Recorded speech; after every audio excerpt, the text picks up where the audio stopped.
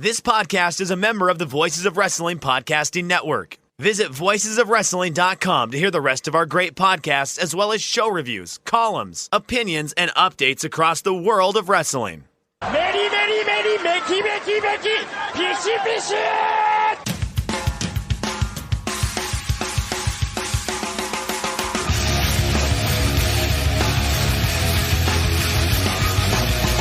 You are listening to the Voices of Wrestling podcast with your hosts, Joe Lanza. X out and go listen to some boring podcast where they're afraid of their own shadow. Okay? Don't listen to Joe Lanza, because Joe Lanza's not changing. And Rich Craich. Give me a name. Who delivers this guy in a big spot? Joe, don't yell at me. In the big spot, who delivers better than this guy? Stop yelling at me. I agree. The hottest feud in the territory is Rich Craich versus Xfinity. But they're doing it on purpose. It's the same day of the week and the same time of the same day of the week every week. They know that you're okay. So apparently nobody was able to hear me, but now they can hear me. Sorry to interrupt, but can you people hear me now? The live stream people can hear me. Apparently you were having a one-sided conversation there. So. Oh, okay. I mean, maybe you can talk and I could repeat your lines. And I like say it. What I I like it. That's not bad. That'll flow smoothly all night. I forgot what I was going to say. Oh, and they're clearly they're slowing down your internet on purpose on Thursdays. From 7 to 11. They're doing it on purpose. So, I think there's no doubt about it. So you called them out on it. Seth Rollins has to be a part of this somehow. Yeah, I've called numerous people on it, and yeah, the Xfinity technicians, they probably know me by name now when old Rich Craich pops up on their chat feed or their phone line. They go, oh, God, here we go. Give me a different, Get a different guy. Get the new kid on there so the new kid has to run over. Hello, sir. How are you? How can I assist you today? Then I'm just right into fucking conspiracy theories right off the bat. So, well. It's just very suspicious. Very suspicious. Months worked here. It worked fine. Like, people don't even know before we went live. Before I even told Joe we can go live with this, and I have no problem doing this. How many months did we record these unlisted without sending the link out? We did these just so I could make sure that everything was fine. Like literally 4 or 5 months, I think.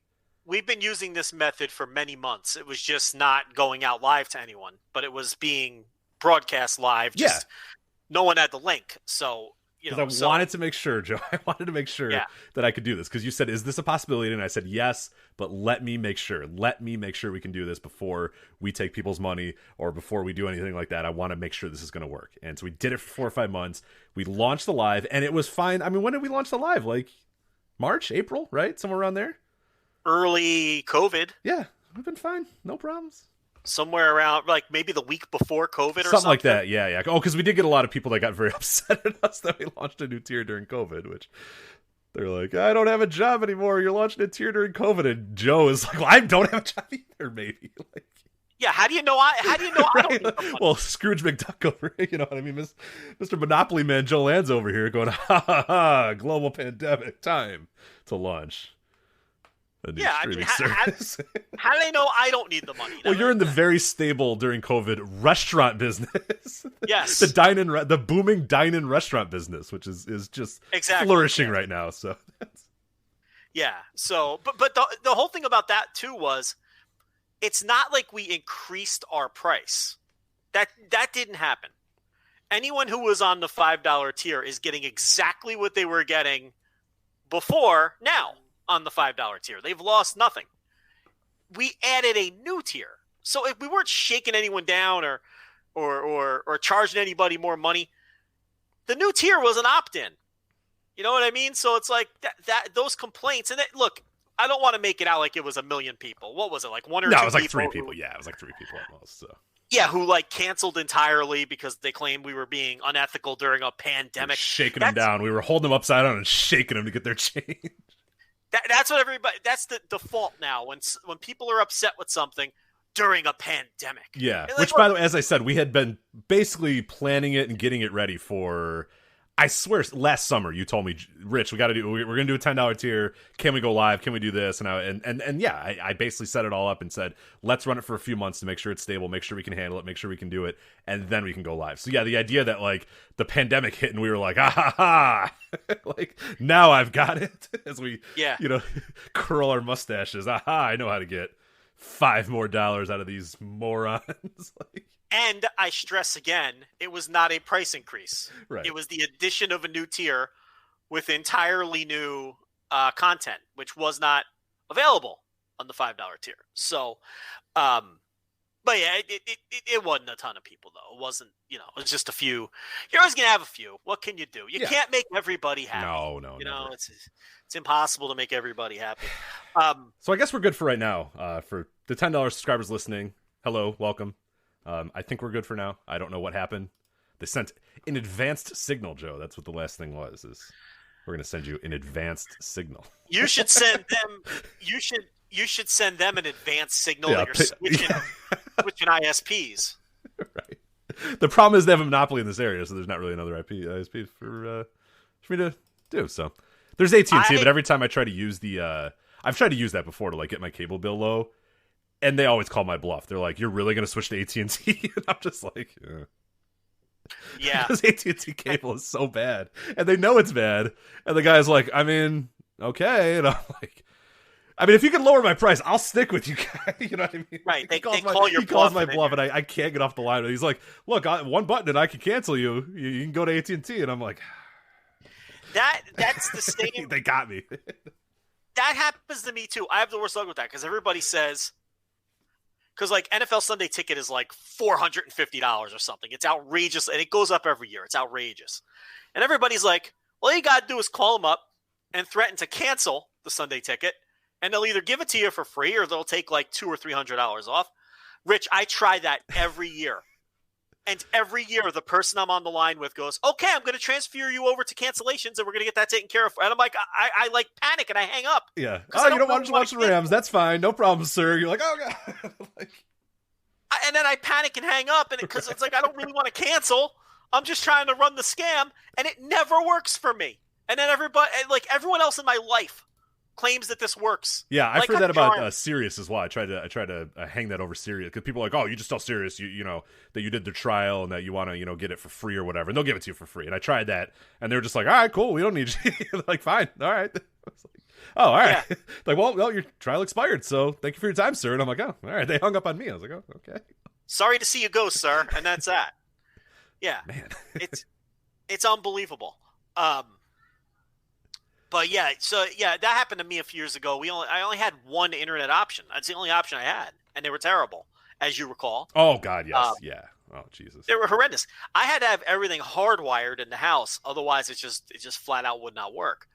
So I was running Ethernet cables into like 19 different rooms right.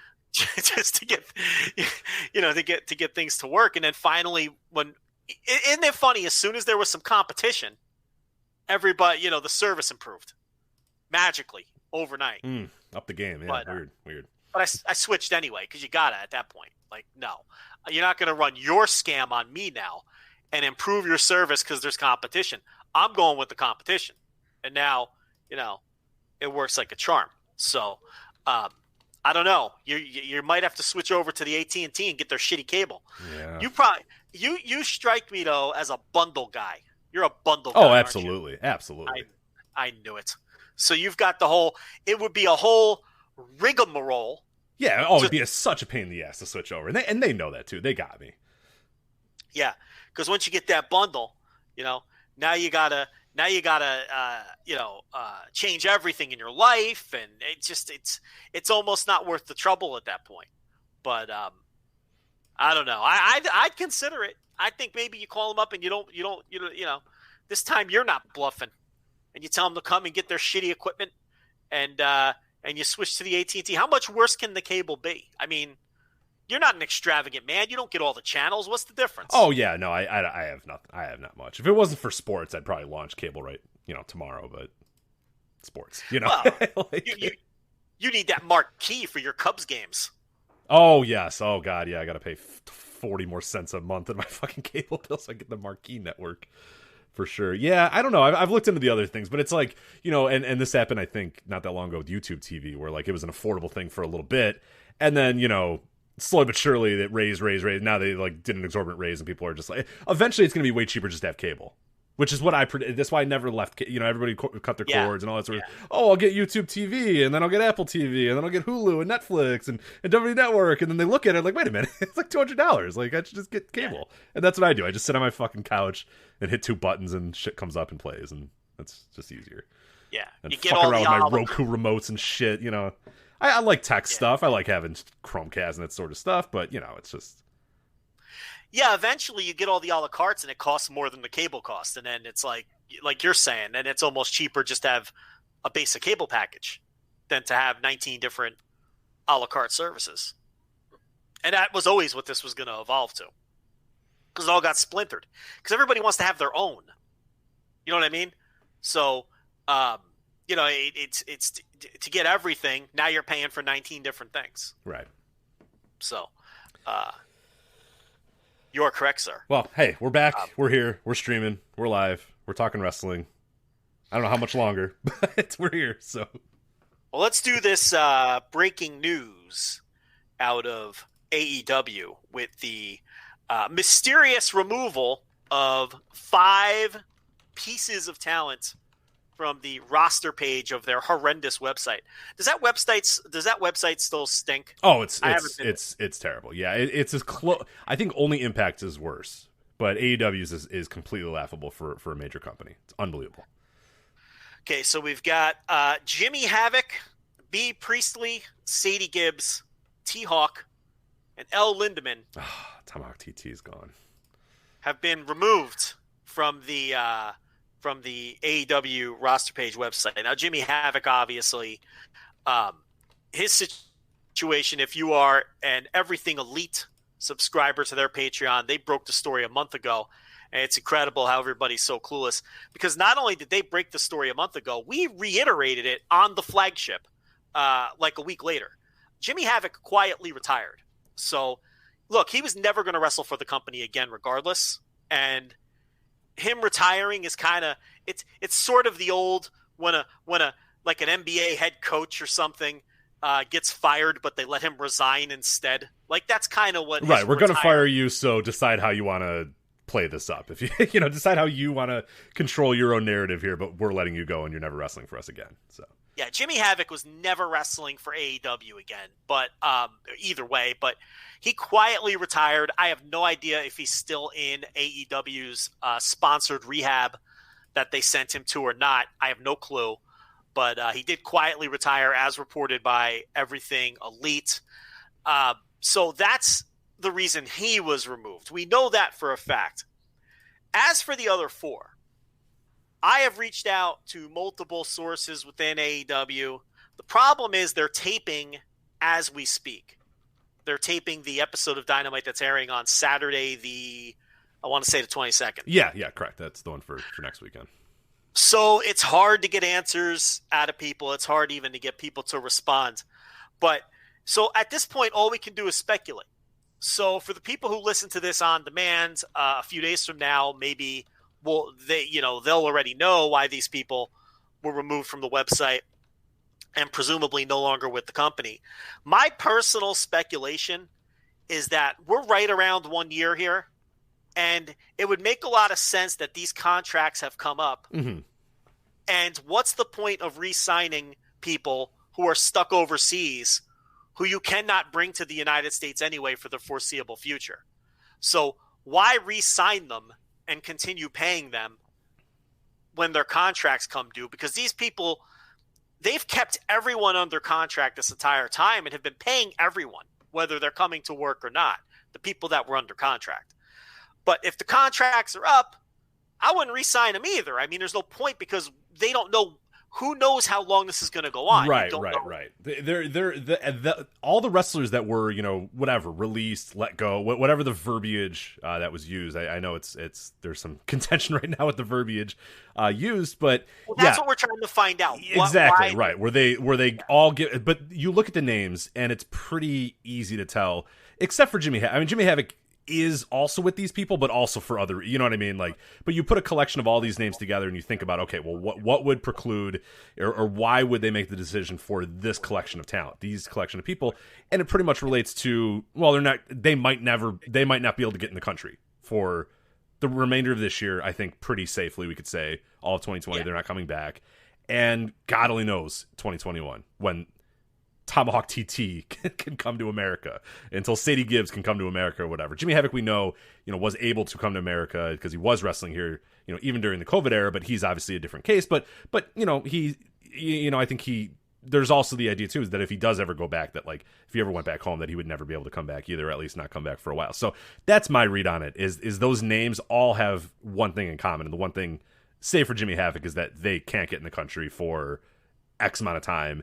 And if their contracts are up or there was renewal due, it only makes business sense to say, guys, look, we'd love to pay you for another year or two or whatever, but like, it's just not financially responsible for us to pay, El Lindemann for another year when we know that we're not going to get anything from him in this year.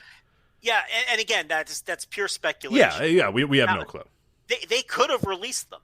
They could have released all of them or some of them. We don't know. If they did release them, these would be the first known releases in all of wrestling outside of WWE during COVID. I don't think there's been another known release of a contracted talent in the world outside of WWE. Right. There was the NWA thing where, hey, here's a new contract, sign it or not, but that wasn't a quote-unquote release. Right. Yeah.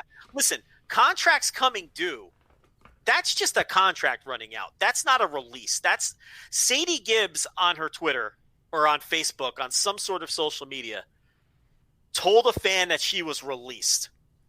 Okay? So the possibility exists. Now, she might just not be using the proper verbiage because the verbiage might not be important to her. She might have gotten a phone call today saying, hey, your contract's up. We don't know when you can get back here anyway, so we're just letting the contract run out, and we're not offering you a renewal right now. And she might be calling that a release. Or they may have called her and said, hey, we don't know when you're allowed back in the country. You have X amount of time on your deal, but we're releasing you. We don't know. We're trying to find out. They're in the middle of a taping, and we can't get a straight answer. So, I'm sure by the end of the week, our outlet, other news outlets will get to the bottom of this. It's really just, look, it's semantics. These 5 people are done with the company, or so it appears. The question is why, and what is the reason? And I'm interested in the reason, because to me there is a difference. There's a difference between contracts running out and we're starting to cut people who we don't feel like we're going to get back in here. That's different to me. So I guess we're just going to have to wait it out. If we get an answer during the course of the show, obviously we will pass it on. But, obviously some of the people we reached out to are very busy right now. So, they're running a wrestling show. So, getting back to Dopey Joe Lanza as to why Sadie Gibbs is right. Stop the taping. We must respond to this DM. Right. That's not the top priority. So, right. They're in Gorilla. Like, oh, hold on. I gotta respond to this. Yeah. Get a DM from the one and only King of Banter, Joe Lanza. Although, that might happen. We don't. We've got someone in the chat saying that Meltzer's reporting that these are releases. So, I don't know. We'll see. Yeah. But the point here is those 4 people are gone. And again, Havoc was a different deal. He was never coming back. Yeah, that was that. Yeah, that could have been that was done. That was never coming back. So yeah, he's in the same group as these people, but he is a completely different animal. It's a completely different animal. Right. Yeah, it's there's people saying that maybe B. Priestley was a victim of speaking out. I don't buy that for 1 second. No, I don't buy that for 1 second. There's a lot of people who seem to think that Will Ospreay and B. Priestley are going to be punished, and I think they're all going to be disappointed. I don't think B. Priestley and Will Ospreay are going to be punished by anybody for their piece of the speaking out allegations. I guess maybe we could talk more about that when we talk about RevPro later in the show. But the week you were gone, I told people, I don't remember, I guess it was behind the paywall because I didn't do a flagship proper. Be prepared for many of the people accused of things to skate. That's just the reality of it. Look, a lot of careers are over, and rightfully so. But some of these guys and girls, I suppose, were not going to suffer career-ending consequences or even many consequences or any consequences at all. And I told people you had to be prepared for that. No matter where you stood on any of this, what you thought should happen to people, one of the things I stressed that week was be prepared for people to skate. Some of them will. If there's allegations that are sketchy or that can't stick or these people lawyer up, whatever the reasons may be. Look, Velveteen Dream it was on TV yesterday. Right. Yeah. Okay, so, Matt Riddle, nothing is going to happen to Matt Riddle. Yeah, he didn't even miss a week, right? No. He didn't miss a thing. Yeah, he debuted on SmackDown and hasn't missed a beat since then. So he debuted the day of the allegation against him. And, he's getting pushed. And you go right down the line. Nothing, Marty Scurll, we haven't heard a thing. My gut tells me Marty Scurll is not going to lose his job with Ring of Honor. I think it would have happened by now. My prediction right now, and we'll talk about Ring of Honor here in a little bit. My prediction now is that if anything were to happen with Marty, it would have happened weeks ago at this point. Now, I know there's this idea that Sinclair moves slowly and they're a big company and they're going to follow all the proper HR procedures and do it the right way. But this has been a very long time. It's been a month and a half at this point. And it's Ring of Honor. It's not like you're firing the CEO or, some big, Ring of Honor's a line item. If they really want to get rid of this guy, even if it's all corporate eyes and all that sort of stuff, I'm sure it wouldn't be hard for one guy in an office to say, just get rid of the guy. Who cares? And then get rid of him. You know what I mean? Look, we could be wrong. I just don't get the sense that he's going anywhere. There's no indication that they're going in that direction. All indications are we're investigating, we're exploring, we're looking into it, all that sort of stuff.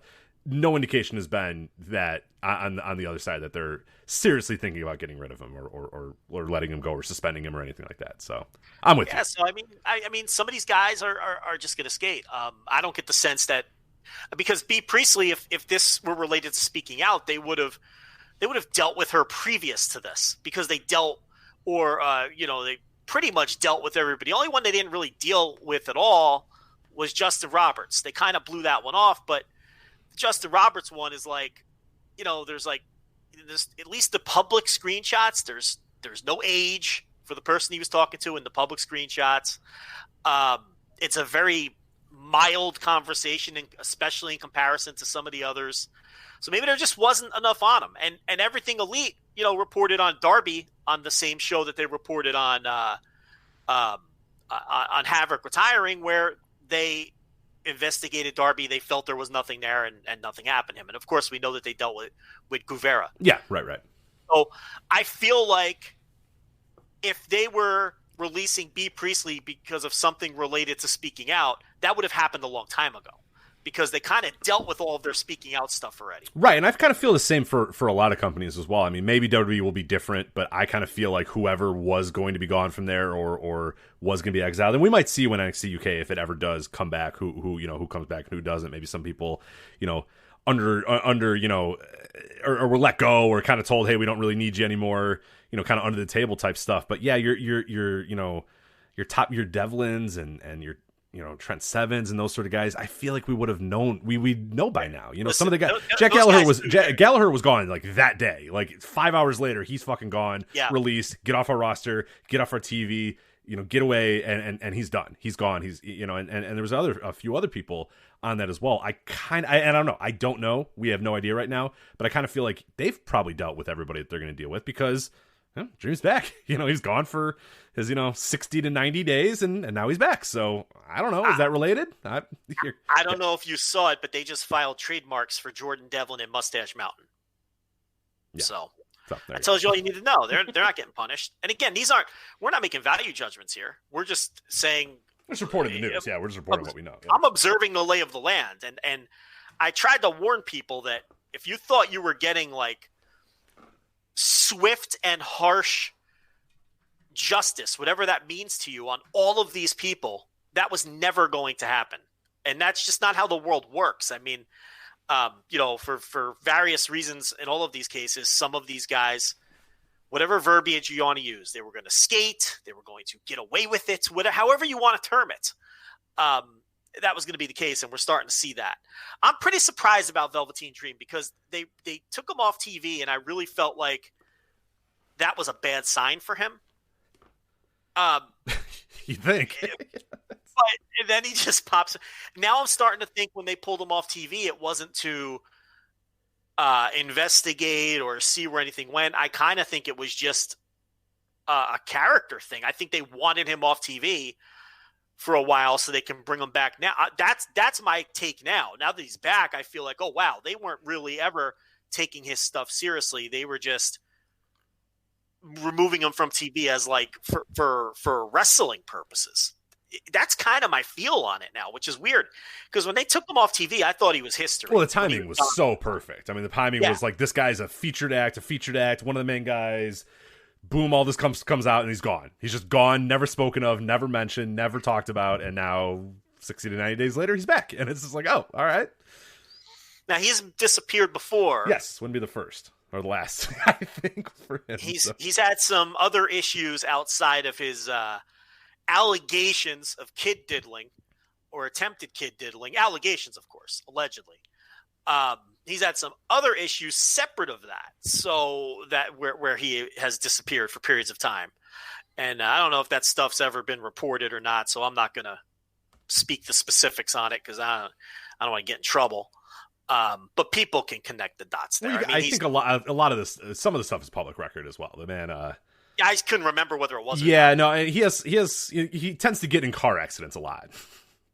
So those are available. It's not because he's a lousy driver, right?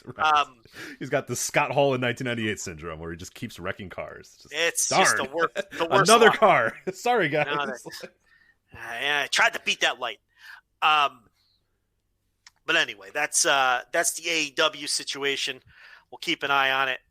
Got the phone ready, Rich, in case we get some confirmation or some answers from people. But it's not looking good. You know, we're not Dave Meltzer, apparently. I guess, yeah. Or yeah. Jeez, well, they stopped the taping to talk to him, but you know us. All right, that's cool. We get it.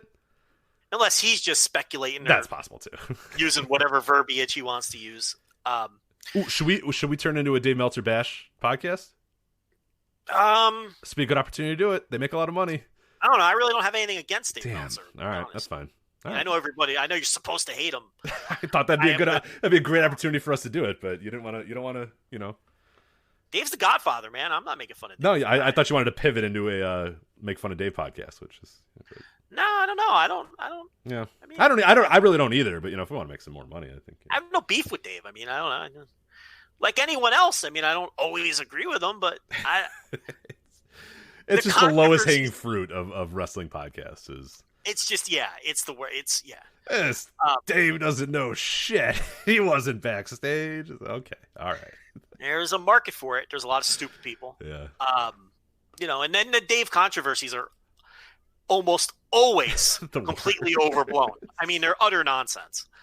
You know, but let's talk about. Oh, we gotta do Kamala, right? Yeah. We'll start off with that. We got a lot going on in the show today. We got of course we're gonna talk about Kamala right now.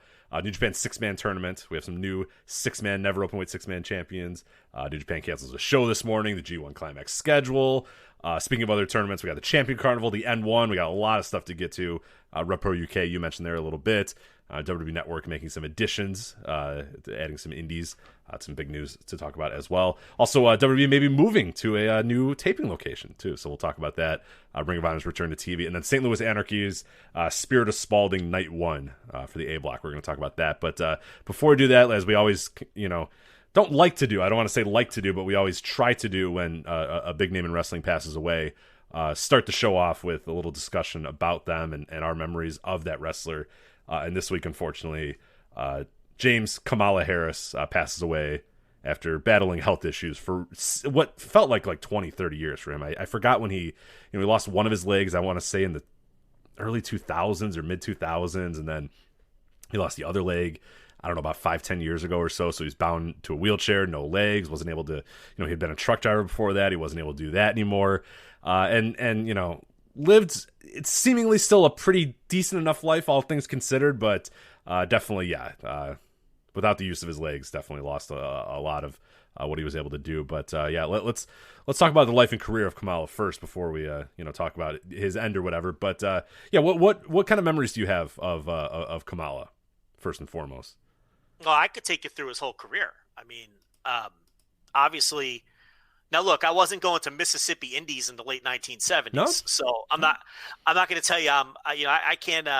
I can't break down Sugar Bear. Sugar Bear, I was going to say, you didn't watch any Sugar Bear matches. That's a great gimmick too, Sugar Bear. I mean, he started as Sugar Bear Harris in small, not even, it's hard even to call them territories, just small time wrestling in Mississippi. It's funny because, and as everybody knows, they used them. They used them in Memphis, and then in Memphis is where they came up with the gimmick of Kamala the Ugandan Giant, or Kamala the Ugandan Headhunter, which it was in some places. Kamala with an I in some places, yep. Kamala with an A in some places, Giant Kamala in some places. But the idea was, Kamala was always the constant there, and they invented that gimmick in Memphis. And Memphis, they invented tons of gimmicks over the years. A lot of them never stuck and were horrible. Tagar, Lord of the Volcano, is one that instantly comes to mind.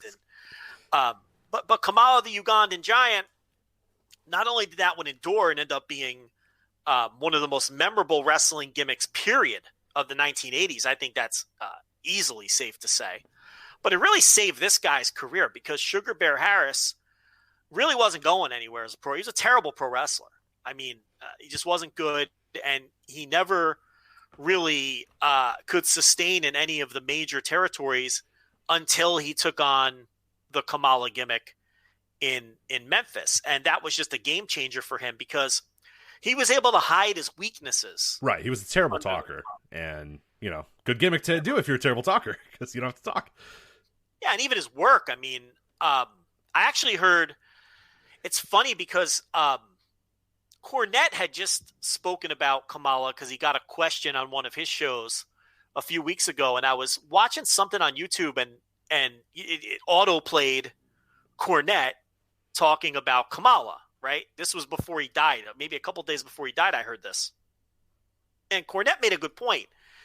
He said that the Kamala gimmick actually helped cover a lot of his weaknesses as a worker, because he was, he threw terrible punches. Well, as Kamala, he never had to throw punches again because he used overhand chops. He used those big sweeping overhand chops, to the top, the old, like the Baba chops. Right.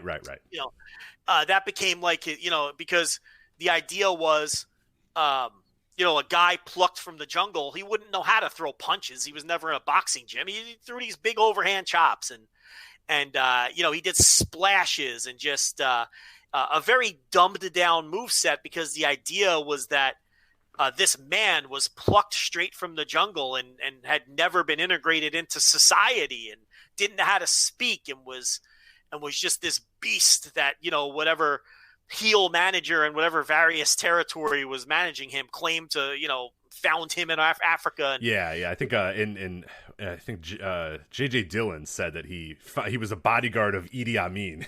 You got it as well, which is just utterly ridiculous. Incredible story. Given.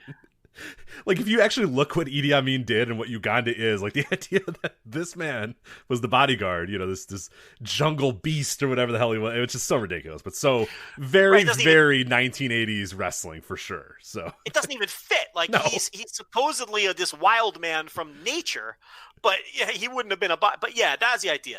And he was always accompanied by either Friday or Kimchi. Again, depending on the territory, they would call, his second either Friday or Kimchi.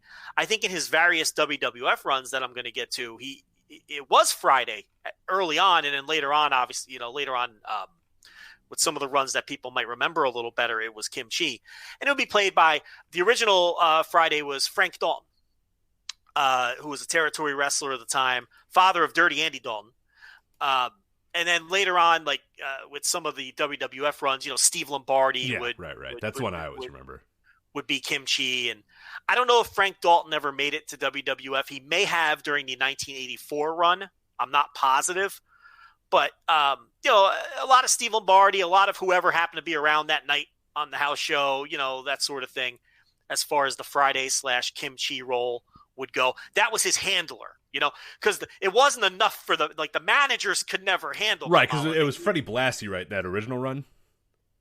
He had Blassie, he had Slick, he had Sika, he had this is just WWF, The Wizard. I think he had the Wizard for a little while too, if I remember. The Wizard, Kevin Sullivan in WCW.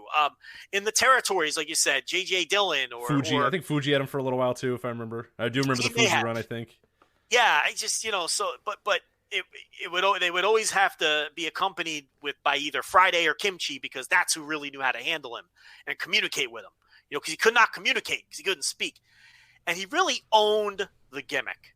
I mean, the things he did well. The one thing I'll remember that he did best was show fear, right? Whether it was running from Damien, when Jake the Snake would come at him with Damien, or the fear he would show for the coffin, the casket matches with The Undertaker, and he'd be afraid of the casket, or even just coming into the arena on his entrance and the way he would look around, like, who are all these people? Where am I? What's with these lights? I'm in a building. This guy's carrying a shield and a spear, and he's wearing a mask and a loincloth. The idea was that he'd never seen civilization. So he'd come into these territories for the first time as this unbridled, uncontrollable beast that was never integrated into society, and it would always draw money that first time around with whoever the top babyface was. Either Jerry Lawler in Memphis, and he had a bunch of different Mid-South runs, but he would always draw best and draw big the first time around in these territories. So they invented the gimmick in Memphis. A story that we've told on this show a million times was that the original vignette to introduce him, because Memphis was very good with the vignettes. Oh, yeah. You remember the original Hulk Hogan vignette they did in Memphis with standing 6'8"? I don't know if I actually don't know if I've ever seen that one. Let me put a note. Let me put a note in there, because that sounds right up my alley. Because I love the old Memphis intro videos. It is so good. They start with the camera at his feet, and it slowly pans up as this guy is going standing 6'8". 320 pounds with 27-inch arms, and the camera slowly pans up and eventually it gets up and he's flexing. But they were always great with the vignettes, and the original Kamala vignette was him coming out of the jungle, right? The jungle of Jerry Jarrett's backyard.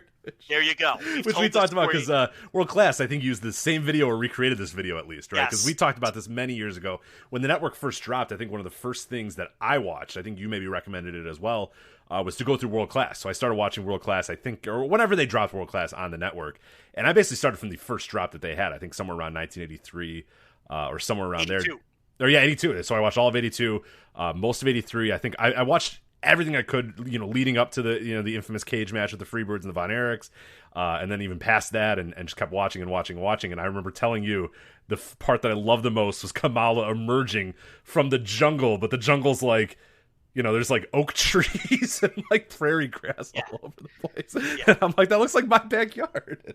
There's what appears to be smoke, and it's clearly just ice, getting sprayed with a hose. It's just incredible. But it's Kamala emerging from the jungle, and it's oak trees, and it's just it's so clearly middle America backyard. Then it was quite literally Jerry Jarrett's backyard, and whether they used that tape in Texas or they did it in Fritz Von Erich's backyard. Yeah, right. The same. It looked exactly the same, regardless. So it may have been the same tape. I mean, they did that a lot in those days. But Memphis, he worked Mid-South a lot. He obviously worked Texas a lot.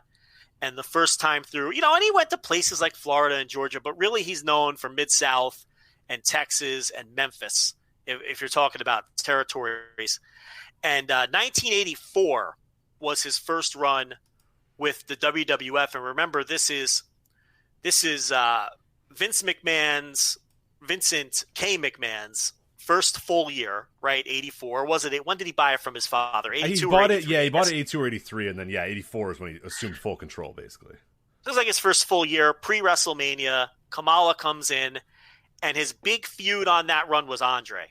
He headlined a ton of shows against Andre. I think they had some cage matches. Yep. In fact, I think one of the cage matches against Andre, at least one of them, are on the network. Maybe from Toronto. Let me look that up. I'll look it up while you're talking. Yeah, let me do a quick look here. I'm pretty. So he had a main event program against Andre, and I think they had a cage match in Toronto, and I think it's on the network. That's the match everybody remembers from Maple Leaf Gardens. So that was the '84 run, and he was there from. That wasn't a super long run. That was maybe just the back end of '84 before he hit the road and went back to some of these territories. Was that in Toronto, that match? So I'm actually trying to see if it's on the network. There's a Houston match with Hogan in '87. You'll be shocked to know that the WWE Network doesn't sort things properly, so it's impossible for me to do this without okay. Well, I'm clicking 1,000 times, but give me a minute. I'm willing to stake my reputation that he had a cage match in Toronto against Andre, which is kind of the trademark match of that feud. But they wrestled all over the loop in the main events, and then when that program ran its course. He hit the road and bounced around the territories again for a while until he had his next WWF run in '86. He comes back in '86, and throughout the back end of '86 and like the first half of '87 is when he has the big money feud with Hulk Hogan. And that was a big money feud. And they kept that one going longer than most of Hogan's programs because it kept drawing money. What's weird about that is he was around, like he came in after WrestleMania 2. Okay, so he wouldn't have been around for WrestleMania 2. But he was there through WrestleMania 3, but for whatever reason, he didn't work WrestleMania 3. I don't know why.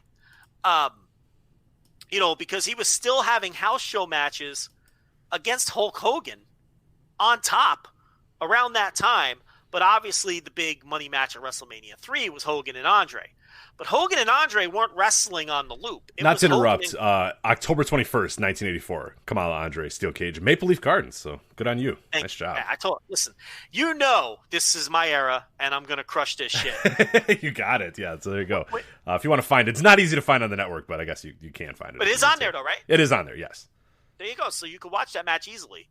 But so anyway, he worked on top with Hogan through the end of '86 and the beginning of '87 on all the house shows while they were heating up Hogan versus Andre, right? Because they didn't do Hogan and Andre on the house shows. They saved that for WrestleMania 3. And he ended up not having a match at WrestleMania 3. Kamala ended up not having a match, which it kind of sucks, right? He's working on top for all these months against Hogan. And then after the Andre match, he continues to work with Hogan on top, probably into May or June. But Andre gets the big – now, look, I'm not saying Andre Hogan shouldn't have main evented WrestleMania and it should have been Hogan Kamala. Obviously, Hogan and Andre is one of the biggest money matches of all time, and they made the right decision. But they couldn't throw Kamala a bone and give him a WrestleMania match. Right. And it was point of contention. That struck me as bizarre. Yeah, it was point of contention. I mean, I was reading an interview that he did with Bleacher Report. I think Jason Knight was the author. And he talks about that run, too, how he was just kind of like, well, I mean, I'm doing a lot of the big work here, and I'm not getting paid like one of the big guys. You know, when it's time for the big stars to come in, I get pushed to the side and the big stars come in. And he's like, well, I'm busting my ass here on the house shows. I'm working my ass off. I'm in main events. I'm doing all this sort of stuff. But, yeah, like, you know, I'm treated like a second-class citizen, you know, not only in the gimmick, but in real life, too. Yeah. And I'm telling you, he probably worked with Hogan through the summer of '87. And remember, that program started in '86. That was a big money program. In fact, I think when Meltzer talked about Kamala, he had mentioned that, it was Matt Farmer. Matt Farmer passed along to Meltzer that I think Kamala was Hogan's third or fourth biggest drawing program, the one in '86 or '87, of Hogan's entire run. And if you know anything about that run, he had killer programs against everybody. So I ran the dates here real quick. His first singles match is November '86, and he does house show matches with Hogan until June of '87. Yeah. Like a lot of months. That's exactly, yeah. Jesus. Yeah, that's a long house show program. And remember, that ran through WrestleMania. So, you know, the guy works with Kamala right up to WrestleMania. Then he draws 93,000 asterisk with Andre at WrestleMania 3. Kamala's not even on the show. And then he goes right back to working with Kamala on the house shows. Right. So, but anyway, to me, that Hogan feud is the peak and the highlight of Kamala's career. I mean, they were drawing big houses everywhere, sellouts all over the place. legitimate sellouts, not old timer. We were selling out every building. They were selling out every building for that feud.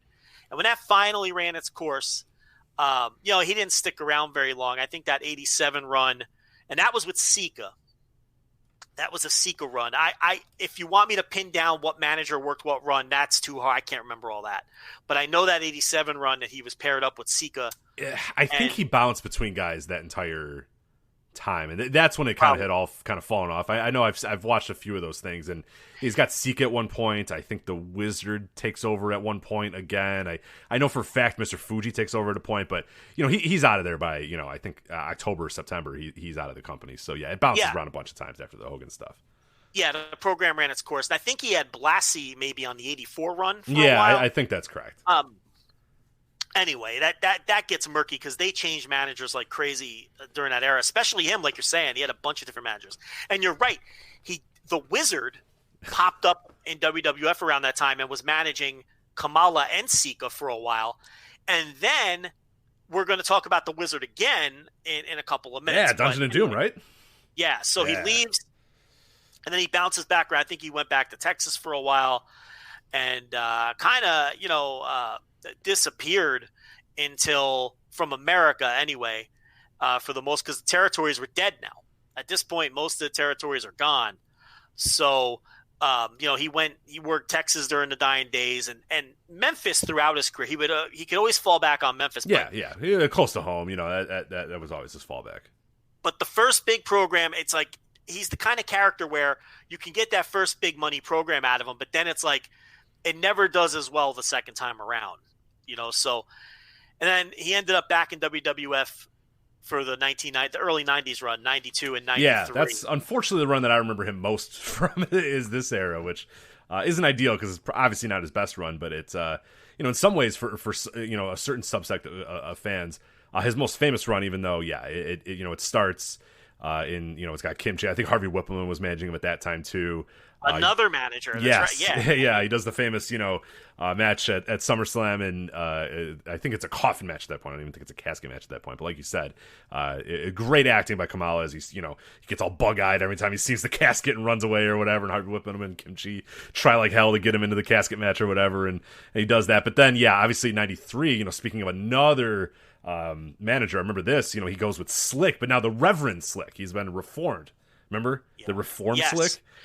And it was babyface Kamala. Yes, because that's when they're going to humanize Kamala. They're going to teach him how to use forks and how to bowl and use a toilet and stuff. And it led to I'm sure, gut wrench, gut busting, Vince McMahon humor throughout that time too. But they're famous vignettes. Whether you like them or not, they're super famous. So. And he had his big program against Undertaker as the heel. Yeah, so, right. And look, that wasn't anywhere close to the program against Andre. Oh, God, no. Or the program against Hogan in terms of headlining and drawing money. But WWF wasn't drawing money, period, during those 2 years, 92 and 93. And really until, 97 they started drawing money? Yeah, late 97 when they bumped those In Your Houses up. It's a full price is basically when they start making money. So he was, that's a bad period anyway. So they went babyface. Now, look, and that's the thing with him saying he was so good at conveying fear. He was able to do it in both a serious manner as a heel, as someone who was just sort of afraid of civilized society, but also getting across fear in a more of a comical way. Yeah, well, one thing I always remember about Kamala, more than anything, is how in the bulk of a match, and if you go back and watch any of his squash matches or whatever, Monsoon Classic has a ton. There's a ton on the WWE Network if you want to check those out. He was able to do fear and comedy almost in the same match really, really well, because one of the famous things that Kamala would do in WWF a lot, at least from what I've seen, of those, squash matches, is he would just be destroying this guy, just absolutely destroying this guy, just pummeling him. But then they always did the gimmick where he didn't know how to pin a guy. The guy'd be on his stomach, and he'd go, he'd sit on his, his back and move his leg up, and, Kimchi and Whippleman or, Mr. Fuji or whatever are like, no, you got to turn around. Yeah. And he wouldn't get it. And what was awesome, though, is it was like, you know, Bobby Heenan and Gorilla Monsoon or whoever was on commentary is like, this beast, he can kill people, but he doesn't even know how to do it. He doesn't even know what he's doing in the ring. He has no idea what, and it was a great way to sort of, like, the bulk of the match was him destroying a guy, killing a guy, just absolutely pulverizing him. But then when the end would come, it was like a little bit of comedy, a little bit of camp there, where this uncivilized beast, it would make sense that this uncivilized beast wouldn't know how to hook a leg and roll somebody up in a pinfall. So he'd land on a guy and just kind of pin him wherever he was. And it's like, no, you got to do it. But I like that. He was so good at the character. And that's the thing, like, getting into that character and really diving into that character and all the nuance of that character, they made it make sense. Like, he would get to the top rope and kind of slip or not quite sure how to, he didn't know how to do anything. And that was, that it worked perfectly, is that nothing in the ring that he did felt or looked smooth because he's a Ugandan jungle beast. You know what I mean? Like, he's not supposed to be a guy that knows how to go to the top rope and do it, a knee from the top, or he's not a guy that knows how to hook a leg for a pinfall and keep somebody away from, getting a rope break or whatever. And that's what I always loved about Kamala, is that the gimmick, it was all in on that gimmick, every single part of it, and every little thing that you would think about, he thought about, or whoever was booking it or whatever thought about, okay, well, no, this is a beast. He wouldn't know how to do X or whatever. And I always thought they did a great job of towing that line and not, ever straying from that, really. He owned the fuck out of that gimmick. And, the belly slap, obviously, and all the little nuances in the matches that, like, you're talking about. And, and there really was a difference between 80s Kamala. Like, you go watch that 84 WWF run, and he's taken very seriously. Like, this guy's a threat. Like, he's out of control, and he was a huge man on top of that. But then later on in the 90s, there were more comedy aspects to it, especially, by the Slick era, of course. But even like you're talking about with like Harvey Whippleman or whatever, pinning the guy when he's on his stomach, it was kind of played a little bit more for comedy, at that point. But and then he leaves WWF around 93 or 94. But then in 95, he ends up in WCW as one of the friends of Hogan when Hogan brought in, Earthquake and Kamala and the Nasty Boys and Brutus Beefcake and you go right down the line. I'm probably forgetting a couple of them. And, as one of the members of the Dungeon of Doom, where we get the Wizard back into the mix. What was his name in WCW? Oh man, what the hell was his name? It's Curtis IK, for people that don't know who the Wizard was. Oh my God, what was his name in WCW? I'm blanking on it right now. Crap. I think the Master or something like that. Because he was something. They called him something of the. I can remember vividly Kevin Sullivan being like, "This is the blank of the Dungeon of Doom." You know what I mean? Like, he's just the Master. I think it was just the Master. Yeah, I forget what it was. They never said who it was, which is weird when you bring in Curtis Ikea and have him like in a smoky room and never say who it is. Doing the same exact gimmick as he always. It was the same. It was the Master. Because I'm almost positive it was the Master. Yeah. Because Kevin Sullivan was the Taskmaster. Yes, exactly. Master. So, Kamala was part of that. And wasn't he in the Triple Tower of Doom gimmick match? I would like to not remember what happened in that match. Actually, believe it or not, I don't think he's in that. I know for a fact he's in a Fall Brawl. I covered it for the Fall Brawl recall on patreon.com/Voices of Wrestling. There is a War Games match that's so bad. It's Hogan, Luger, Savage, and Sting versus, oh my God, who was in the Dungeon of Doom?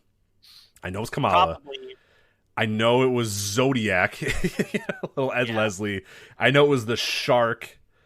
Maybe Hugh Morris. No, it was Ming. I remember it was Ming because he would just like shake the cage the entire time. It was so bad. It's close your eyes and imagine that match in 1995. It was as bad as you can possibly imagine. Just so terrible. Yeah, and I think what happened was Kamala was gone by the time that. I think he was supposed to be in it, but yeah, I mean, it would make sense that he'd be in it, but yeah, I think he had already left at that point. I don't think he stuck around very long. Did he make it to Nitro? Maybe like 1 or 2 weeks, but not really. I mean, I think he was out by. Because when was Nitro? September 95, right? September, yeah. Cowboys. I think he might have been gone like that week or whatever. I think like literally like that week or the next week, he was gone. But I don't know if he ever made an appearance on Nitro. Actually, I'll do a quick cage match to see if he ever did. I don't think he ever wrestled on a Nitro. I don't think he made it to Nitro. He almost barely made it on Raw. I know he was on a few episodes of Raw, but And that fall brawl might have been one of his last appearances. Because he did a dark match on Nitro 2 against Barry Houston, and that was it. So he never appeared on Nitro. Yeah. So that again, he didn't stick around places real long. That 92-93 WWF run was one of his longer runs. I mean, he bounced around. But when this was it for him. This, that fall brawl War Games match is probably his last high profile match, unless you want to count the Bryan Danielson match in Ring of Honor, which got some attention at the time, and I think he did a couple of different shots for Ring of Honor, like around 2000. Well, he was at the Houston WrestleMania weekend in 2009. I know that for sure because when I was leaving the building that night, he was sitting on a folding chair in the hallway, like eating dinner. And I remember that Kamala was sitting there. But I don't know if he may have worked a pre-show match for ROH in Houston that year. Yeah, I'm not sure. Cage Match isn't showing any actual official matches in Ring of Honor, I don't believe, so. I may have just done a run-in maybe then or something. Yeah. I know that he appeared a few times in WWE. I think he had a match with Randy Orton and then a match against Umaga, I think, in 2005 or 2006 or whatever. He was in the Gimmick Battle Royal, too, for sure. So, what promotion did he wrestle Bryan Danielson for? I thought that was Ring of Honor. Let me see if I can do a quick search here and see, because I thought you were right, too, but it doesn't show that he ever worked actual Ring of Honor, which is weird, because I know he came out, but it maybe just had been, He, without question, appeared on Ring of Honor shows. LSW. So it was a Ring of Honor World Title match, actually. This is crazy here. Special referee Prince Nana. Incredible. That's the confusion. Yeah, LSW Wrestling. I don't know what that is. It's in Bridgeport, Connecticut. Kamala defeats Bryan Danielson by DQ, of course. So. Yeah. And he, without question, was in the building for that 2009 Houston WrestleMania weekend show. I don't remember what angle he did or whatnot, but that I am definitely not misremembering. That's the show where the fire alarm went off. Well, one of the shows where the fire alarm went off. That's the show where Kenta and Davey Richards were on the precipice of a 5-star match and they blew the finish. Remember that? Oh yeah. Where Kenta tried the reverse go to sleep and it just didn't come up. He never really tried that again. He tried it twice and it missed it both times. And then he just picked him up and gave him the regular go to sleep. And it really sucked all the wind out of the match. But that was still a great match. And I remember sitting there thinking this is a 5-star match until they botched that finish. And I watched that sitting next to Katsuhiko Nakajima. He came up in the bleachers and sat right next to me. And I'm like, that's Katsuhiko Nakajima. Was he 14 at the time, or what was he, 18 maybe at this point? What age are we at? Well, he wrestled, I think, Roderick Strong, and that was a great match. And then after his match, he came up into the bleachers and to watch Kenta. You know what I mean? Because it's like that's the guy. He feuded with him that entire year. That's 2009. That's like in the middle of their big rivalry. And he was watching the match intently, and I remember thinking to myself, I'm not going to bother him because he's like studying this match. And then after the match, he's like one of the only wrestlers I've ever like introduced myself to. I was hello, sir. Yeah, I'm like I'm like, you're Katsuhiko Nakajima, and I remember him bowing to me. Okay. So my thing with introducing myself to wrestlers or talking to wrestlers is once they reach a certain level of popularity, I know that they don't want me to talk to them. I know that they don't give two shits that I'm a fan or I like them or but if they're like on the lower end, I do like the, hey, good match, man, or hey, nice job, or, you know what I mean? Like that sort of thing. When you're sitting next to Nakajima in whatever year, what are we talking? Like 2007 or whatever the hell this is? Like that dude is still like that dude is still very happy that somebody knows who he is. That man is in America sitting in the bleachers and a man walked up and said, big fan, appreciate you. Hi. Like that's gonna work for him. That he's gonna be feeling good the rest of the night about that. Yeah, I had a very brief, like I don't think he knew much English, but I tried to have like a little. I didn't try to talk to the guy, but the Kenta match ended, and I was like pointing to the ring, and we both just like shook our heads, like, yeah, that was pretty great. And then I told him his match was great. And then he was saying, thank you over and over and like bowing. And then I just shook his hand and that was that. But it was just kind of surreal watching this Kenta match next to Nakajima. Right. Like with him sitting there watching it and quietly reacting to the spots and just, I'll never forget. He was just, his attention was just unbreakable. He was just studying the match. It's very similar to when Misawa came to Ring of Honor and Morishima came out from the back with the chair and stood on the chair to study the match. And he gave me the chair because everyone stood for the entire match. This was in Philly because it was New York, but this is the Philly match. Everyone was standing for the match. And, I'm always in the back by the wall like a weirdo. And I'm stretching my neck and he gave me his chair to stand on. He was standing on a chair, but then he gave me the chair and he scurried to the back and went and got another chair. But it's same thing. Like he was studying Misawa the same way that Nakajima was studying Kenta. And in fact, what's ironic here is I think Misawa was in a tag against Kenta that night with the Morishima anecdote here. But at any rate, this all ties back to Kamala because Kamala did something on that show. I don't know what it was. I don't remember what it was. He either ran in and beat up a heel or something. But that was the show where the fire alarm went off and the top rope broke as well. That show had a lot of issues because the top rope broke during a Chris Hero match. I don't remember the particulars because it was Sweet and Sour Inc. And it looks like it was Incognito and Sweet and Sour Inc. versus Jay Briscoe, Kevin Steen, and Magno. Yeah. What a match. Jesus Christ. Yeah, and Incognito is Hunico. Right, yeah. So Incognito is Hunico. And the top rope broke, but Hero, as he always does, made the absolute most of it, and it ended up being an excellent match despite the fact that there was no top rope. And they worked it in. Like he was doing spots off the middle rope, and they did a really good job with it. And then, then the fire alarm goes off during the Bryan Danielson, Alex Kozlov, I want to say. Bryan Danielson versus Alex Kozlov. Check your work here. And, yep, nailed it. Nice. And the fire alarm is going off, but it's not just the alarm; lights are flashing too, which makes it tough to because you can focus through a fire alarm. Most people just kind of go, whatever. Yeah, the lights are going to be tough. That's. Well, we didn't know what to do. We thought we were going to die because we're like, there might be a fire, but they didn't stop wrestling. So it was this weird thing where some people were slowly wandering to the door and some people were in their seats, but they were not sure if they should stay in their seats and die of smoke inhalation. But the wrestlers kept going. There's lights flashing, the alarm's going off. And I know I've told this story a million times too, but we always have new listeners. That's when I ran into Brian Alvarez. Because I was like, you know what? I'm not dying for a Bryan Danielson Alex Kozlov match. I'm going to mosey on out of this building. So I'm leaving, and I run into Alvarez on the way out, and I figure, well, he's Brian Alvarez. He might know what's going on. So I said, so what's going on? Is there a fire? He's like, I don't know. Just like that, in his Brian Alvarez voice. Right, yeah. And I was like, well, should we leave? And he goes, I don't know. And then I was like, just shrugged my shoulders, and I think I gave him a handshake too, and introduced me. And then I went out in the hallway, but no one really left the building because we weren't sure. And then the fire alarm stopped, and everybody went back to their seat, and they just finished the match. But that was a cursed show.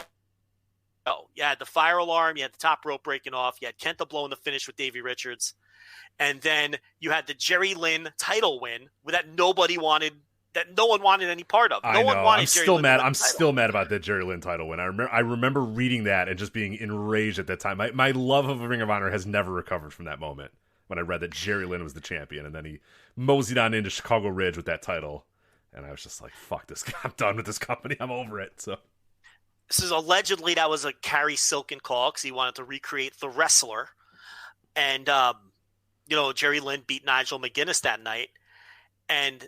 Look, a very memorable show for all of these various reasons, but at the same time, a very cursed show. With a lot of stuff that just went wrong. But I can't for the life of me remember what Kamala's role was on the show, but he was on it. I can promise you that. And then the next night was they ran 2 straight nights. I think they did a tag on. I didn't go to the second show, but so I can't really tell you much about that. But then that was really it. That 95 WCW run was pretty much it for Kamala as a he made his cameo appearances. Right. Gimmick battle royals and things of that nature, Crab Rangoon. But he'd pop in now and then to WWF when they were doing comedy stuff. Or Diva searches and gimmick battle royals and there was stuff with the Boogeyman, I think, at one point too. Yeah, basically any comedy thing they'd call him in, or any of the Raw reunions, he'd come in and do some backstage thing where he'd make funny faces or whatever. So yeah, but look, a great gimmick. He owned the gimmick. It's one of the most memorable gimmicks of the 80s. It saved his career. He drew a shit ton of money, but unfortunately that didn't translate to, from everything that's been said, he had a horrible back end of his life. He claimed he got ripped off on a lot of payoffs. He obviously had the problems with his legs. He must have had both legs at least into 2009, because I saw him and he had 2 legs. So I don't know when he lost his legs, one leg or both legs. It had to be in recent years. But he died of COVID. The Thing got him. So, not good. Obviously he had a bad heart. The COVID triggered other, his underlying, other underlying health issues. But he is probably alive today, if not for The Thing. got to go into dialysis, which is just, Is that the first high-profile American? I know there's been a million luchadors. Yeah. Oh, yeah. God, the luchadors. Jesus. But as far as American-based wrestlers, I think he's the first one that we know for sure died of The Thing. I think you're right. Yeah, I'm trying to think off the top of my head. I think I'm almost positive he is. So. Yeah, and people were asking for match recs and stuff. It's really not about match quality. Dude, click on it. I tweeted that out earlier this week because people were like, hey, which I'm like, dude, just kind of like go to Monsoon Classic or go to WWE Network and just, I don't know, just click around. I can't say definitively. I guess the Andre match, I linked it into the chat room, but that's one that I think you can check out. It's like 20 minutes or whatever. It's a little long, maybe one of the Hulk Hogan matches, but otherwise, I don't know, just click around, watch some squash matches. I can't really definitively say, oh, here are the definitive Kamala matches, because it wasn't about any one individual match. It wasn't about any one individual performance. It was all about the character, all about the gimmick, all about how he, portrayed that gimmick, and less so about the actual bell to bell, because the actual bell to bell, there's not much to write home about, but that was the art of pro wrestling. That still is the art of pro wrestling, is maximizing whatever you have. And there's no doubt that James Harris maximized everything he could possibly do with the Kamala character, because like you said, wasn't a good promo, wasn't a good wrestler, found a way to get, a 20-year career out of really limited skills, because you just say, okay, what can this guy do and what can he not do? Okay, he can't talk, he can't wrestle, good. Boom, we got something for him. That's how wrestling was for forever. And they, used to make a lot of money doing that. So he went from a guy who couldn't get booked in any of the territories and was really just working Mississippi indies to a guy who was a main eventer everywhere he went for the next 20 years. Yeah. Because he just owned that gimmick and performed it so well. And all of the copycats that sprung, most notably Ben Peacock, of course, who was Giant Kamala 2, who most people would probably remember from All Japan, but, most prominently, but did the Giant Kamala 2 gimmick everywhere, and Botswana Beast in some places too. He was Botswana Beast and Giant Kamala 2. And, he was shorter than James Harris, much shorter, actually, but had the big belly and did the paint, and he had his blessing. It wasn't like he ripped the guy off and ripped off his gimmick. They even worked together at times, but even outside of Ben Peacock, there, through the late 80s and early 90s, every fucking shit dick indie in the country had a Kamala ripoff. Whether it was a direct ripoff with the same moon and stars paint, or whether it was a derivative of the gimmick, or just a cannibal, or, there were Kamala knockoffs everywhere, and including one that made a career off of it. I mean, I'm not besmirching Ben Peacock, but he made a career. Where would he have been without ripping off Kamala? I mean, it's just a testament to how important Kamala was. Is that you could do a rip off Kamala and people are still going to pay you to do it because they want. And yeah, exactly. Major league companies are going to book you, knowing and advertising you as the dollar store version, but they still would use you. He even ended up. This is for Jovember to remember in a couple of years, but Peacock ended up I forgot about that. As Uganda. I believe he was called Uganda in ECW, doing the Kamala act. And actually had a bit of a longer run than people might remember as Uganda. Probably 97 or 98. I think it was after the peak. It was sometime around there. It was very confusing for a young me to seeing what I thought was Kamala. I wasn't quite sure what was going on at that point, but... Oh, yeah. I mean, for sure. Yeah. They didn't explicitly say this is not Kamala. I will tell you that. As a young kid, I did not know that this was not Kamala. So no, and all of the newsletter, insider, ECW hardcore fans knew it was Giant Kamala 2 from All Japan. But yeah, you as a 10-year-old, I could see how that would be very confusing. Because other than the height, he looked exactly the same. Right. I mean, other than the height, and he worked exactly the same. And, he was in All Japan during that entire, hot period in the early 90s as an underneath guy, Ben Peacock. But yeah, he ended up in ECW as Uganda. He worked a lot of the territories as Botswana Beast. Same gimmick, just a bunch of different, a million other names too that I can't think of off the top of my head. But yeah, that just Kamala gimmick was ripped off. And a lot of tag teams too did the African cannibal gimmick. There were a lot of tag teams that did that, along with singles guys. There was that New Jersey tag team, and I cannot think of their names for the life of me. It's gonna bother me. I should never even brought it up. But yeah. Anyway, that's Kamala, a very memorable character.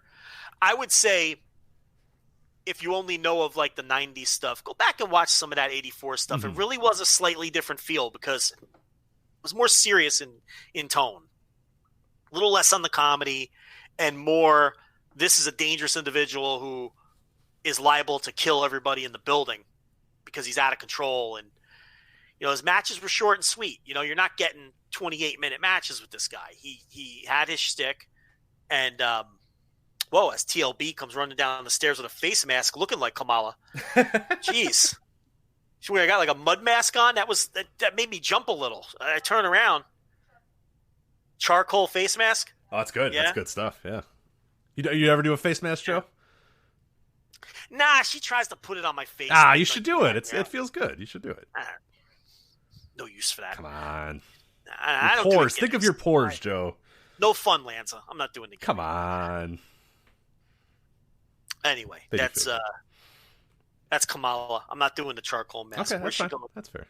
I think she's going out in the garage to do her drugs. Well, yeah, you gotta wait. Yeah, you gotta wait while the face mask. It's weed, to clarify before. Oh yeah, no, she's not out there doing heroin. She's shooting heroin and blowing lines of coke. Yeah. Just the wacky tobacco. So all right. That's that. So, all right. Let's get to the other stuff we want to talk about. Before we do that, though, Joe will let you know that this episode of the Voice Wrestling Flagship Podcast is sponsored by our friends at ZipRecruiter. ZipRecruiter's back, Joe. It's ready. They're back again. And as you know, hiring is challenging, especially with everything else you have to consider today, ensuring workplace safety, running your business, making sure your business can stay alive. There's a lot of stuff to do that. But there is one place you can go where hiring is simple, fast, and smart, a place where businesses can connect to qualified candidates. That place is ZipRecruiter.com/VOW. ZipRecruiter sends your job to over 100 of the web's leading job sites, but they don't stop there. Their powerful matching technology scans thousands of resumes to find people with the right experiences and actively invites them to apply to your job. It invites them to apply to your job, which is perfect there. When you got too much else to worry about, you got too much else to handle, they invite them to apply to your job. ZipRecruiter makes the entire hiring process effective and efficient with features like screening questions to filter out candidates, an all-in-one dashboard where you can review and rate every single one of your candidates. And it's so effective, Joe, that 4 out of 5 employers who post on ZipRecruiter get a quality candidate, get this, within the first day. One day, 4 to 5 employers are getting a quality candidate right off the bat. That's incredible. And right now, you can try ZipRecruiter for free. Voice of Wrestling listeners can go to ZipRecruiter.com/VOW. Once again, that's ZipRecruiter.com/VOW. One more time, ZipRecruiter.com/VOW. ZipRecruiter, the smartest way to hire. And we welcome ZipRecruiter back to the fold. Too many months, but I get it. I get why they weren't around, but I'm glad they're back. That means things are kind of getting back to normal if we got ZipRecruiter ads going again. So it was tough times, Rich. Yeah, every month I'd get an email and I'd go like, ZipRecruiter's probably not gonna. I was like, it's all right, I get it, but I'm glad they're back in. They understand the importance of the Voice Wrestling listeners. So ZipRecruiter.com/VOW to post your first job for free. All right, let's talk some New Japan stuff here real quick as we'll kind of bounce around the rest of the wrestling world over the next 2 hours here. 6-man tournament, New Japan 6-man tournament. They ran this never open weight 6-man tournament. We recommended they do it. Gato and Kadani listened. Thank you guys for listening. They had the tournament. I wish it was a little bit better. I don't know if you watched all the matches. I did. They were fine. They weren't as fun as I had expected. But the finals, I did like the final match a lot. It was Tomohiro Ishii, Hiroki Goto, and YOSHI-HASHI winning the titles. They defeated their Chaos stablemates, Okada, Sho, and Toru Yano in the finals. And the real big news, before I kind of get your thoughts on the match itself, the real big news, YOSHI-HASHI, after 12 years in the company, he finally has a title, and I know you have been in favor for many, many years of him not winning any titles. You've gone this far. You've gone 12 years without giving this guy a title. Why do it now? Are you okay with Tacos finally getting a title here? Oh, I don't give a shit. I mean, I would prefer... He seems so happy. He seems so happy by it. Yeah, I mean, I would prefer if he never won a title, but, they created a little moment there. He cut the big promo after the semifinal win and to set it up. And at that point, you knew they were going to win the final once he cut that promo. So, look, would he have won this title if not for COVID? Probably not. But look, this is all that we've been asking the company to do. Get a little creative and make something out of this. And that's what they did with this tournament, with the big culmination being YOSHI-HASHI wins his first title. So, I mean, I could sit here and do shtick and be a grump about it and say that he should have never won. But who cares? I mean, so what? They created a nice little moment. I think it would have been better. It would have been a more interesting kind of story if he went his entire career without ever winning a title. But is it that big of a deal? No. It's a dopey little never 6-man titles. So he didn't even score the pin. Right. Right. Yeah, no, you're right. Yeah, because it was Ishii that did the he didn't score the pin. Yeah, he held Okada. He held Okada from breaking up the pin, though, and that's just as important as actually, hitting the final move. So, and he's gonna get pinned when they lose him. Of course, right. He's a fucking bag of socks. He sucks. He's not very good. Yeah, this match was there was a lot of fun stuff in this match. I liked the match a lot because Ishii was in there and he's great. Goto was in there and he's great. Okada was fine. I don't think he's hit his levels quite yet. And Sho was the star of this match. Sho was incredible in this match. And Toru Yano and YOSHI-HASHI were also parts of this match as well. So yeah, I mean, Sho, he's a guy who, I hate to call him young because he is 30, but he doesn't have a lot of tread on the tires. I mean, you compare his 30 to like Okada's, how old is Okada, like 32 or something? They're roughly the same age, is my point. But you compare the tread on the tires, it's not even close. I mean, Okada he's had twice the career and the career mileage that Sho has had for two men that are, for all intent and purpose, roughly the same age. Okada just does not give a fuck right now. He's got that smirk on his face all the time. He's not working hard in these dopey matches. And he's not going to work hard. I talked about this a couple of weeks ago. He's reached that point now.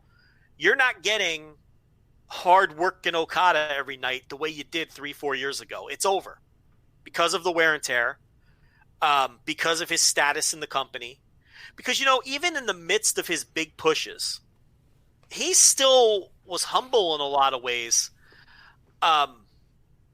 In terms of, I remember when we had Lance Archer on the show and Okada was in his first or second title run, probably his second or third, because the first one was so short. And he had noted how Okada may be the champion and being set up to be the ace, but you'd be surprised about how he behaves and sort of the things that he still did. He didn't go into detail because that's locker room stuff that is none of our business. But you really got the impression that Okada, despite the fact that he had multiple title reigns, didn't really come of age as a leader and an ace until just a few years ago. Because his push came so fast and so soon. Now he's got the status.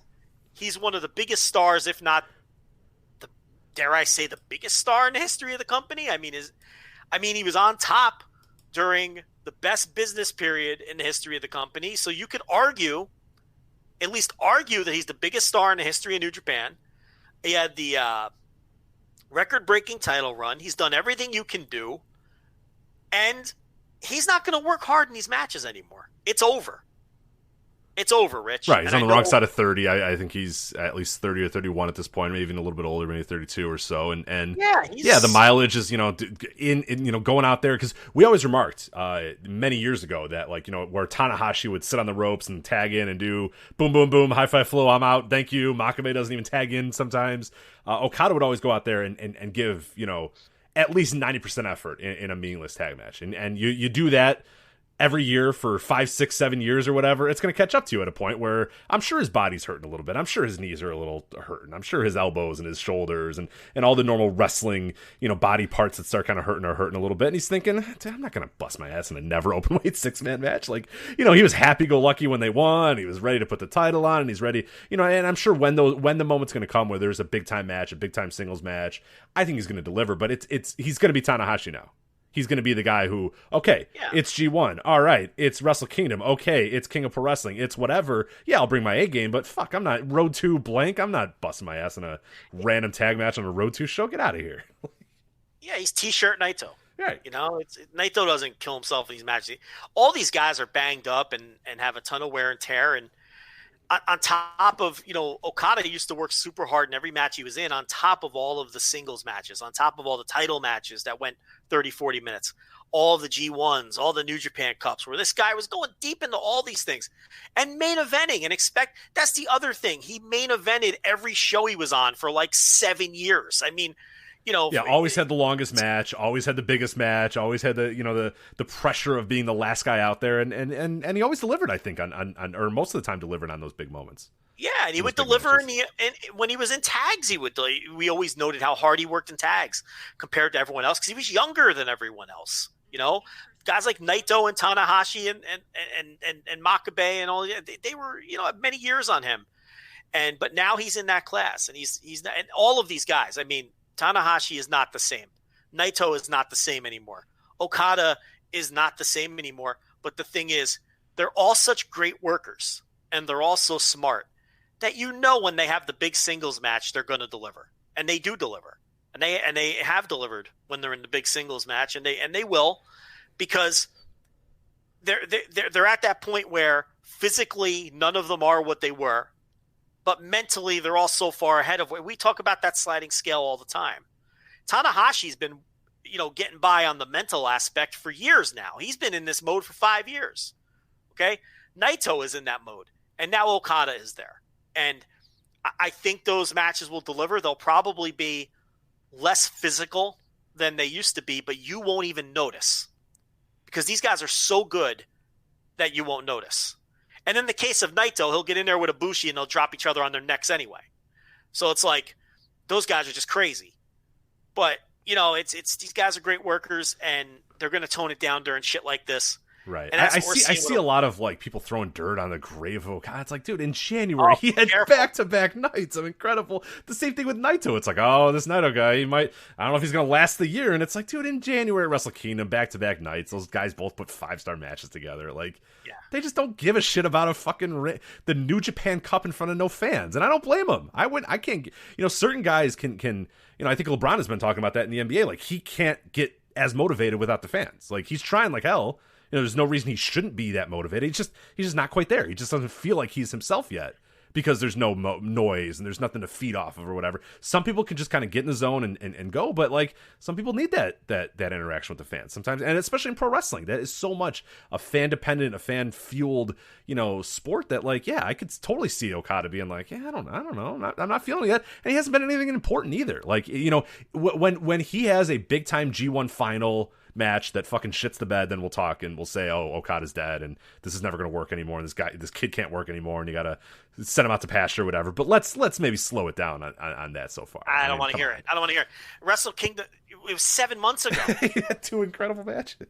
Back-to-back nights, he might have had the 2 best matches of the year right. on back-to-back nights. They might be, those matches can the easily Ibushi match is finish. so good. Oh my god. Yeah. Those 2 matches have a realistic chance of finishing 1 and 2 in the match of the year poll. Naito and Ibushi on back-to-back nights, both easily, to me, 5 stars. I went 5 on both. Probably going to be both in our top 5 match of the year. Yeah, maybe let's slow down on the Okadas. He's toast. If anyone has earned the right to coast in these matches that don't mean anything, I mean, what has this guy done for you for the past 8 years? 8 years of busting his ass, and it's the neck, allegedly, that is what's bothering him.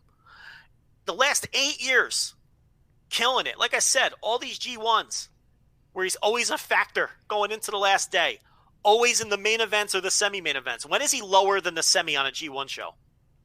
He's got to work hard and work long. He doesn't get those 8-minute openers with Shelton Benjamin on the G1 shows, okay?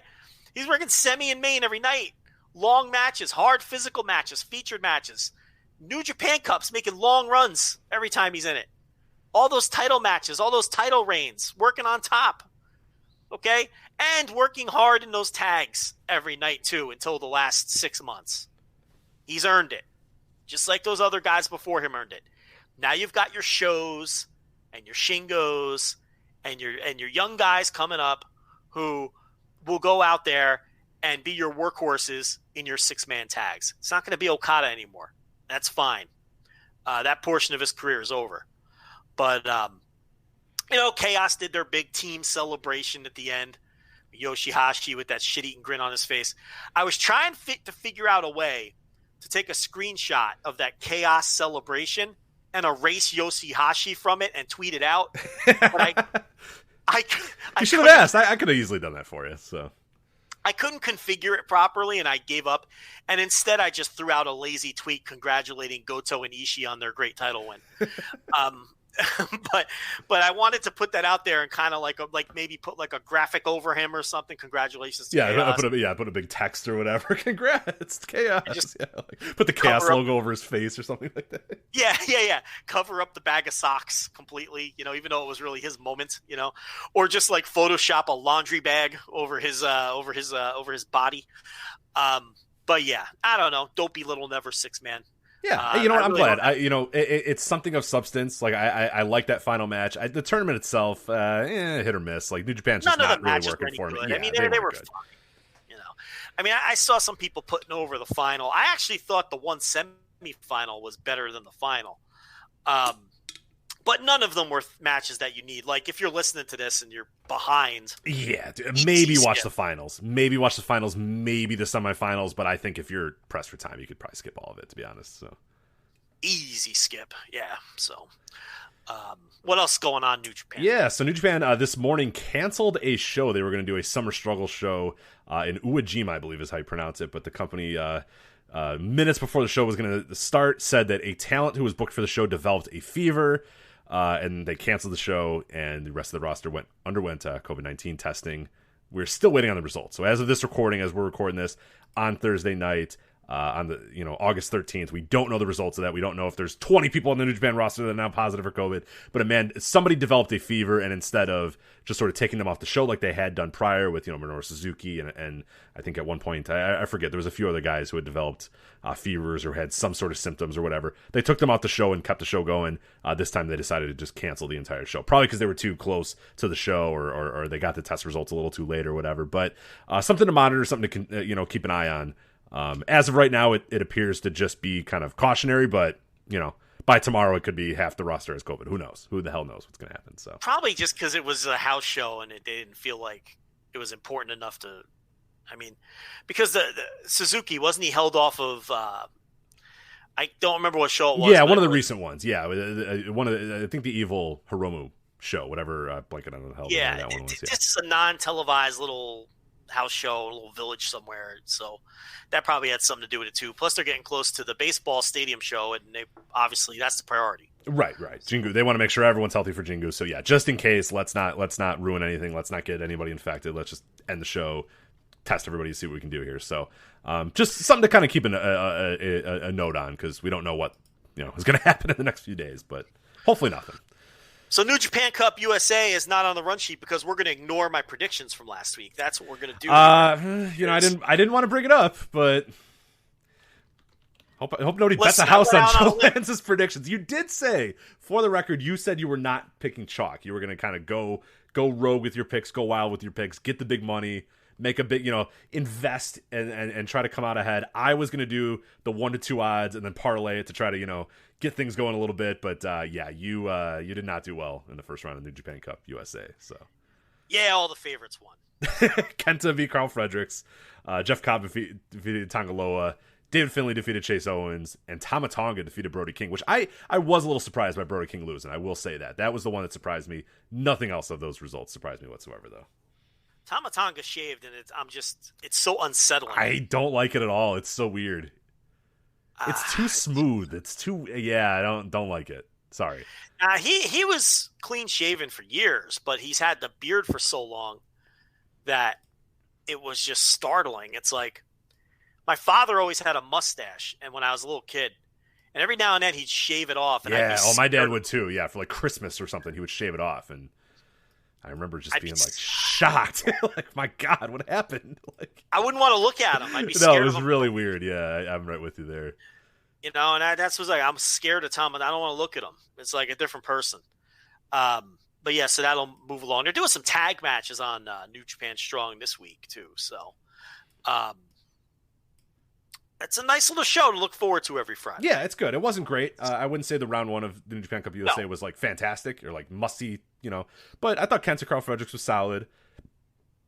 The rest of the matches were there as well. But I don't know. I liked Finlay and Owens the best. That was good. That was a good back and forth between. I think most people liked Tama Tonga and Brody King the best. But and that was fine. I was into Finlay Owens. I thought there was a lot of good work in that match. The other 2 matches were just kind of there. And again, Carl Fredericks losing means nothing. He could eat a bunch of L's right now, and it looks like he will. So when they decide to pull the trigger on him, and they will, then he'll start beating guys. But for now, losing to Jeff Cobb and Kenta is no big deal at all. Right. And the key there is that he's giving those guys, runs for their money. He's showing that he is on the precipice of beating them at some point, just not ready just yet. And I think that's the better story to tell with him as well. There's no point, especially without knowing what the hell is coming in the next, if he can ever be in Japan for the next year or 2 or whatever.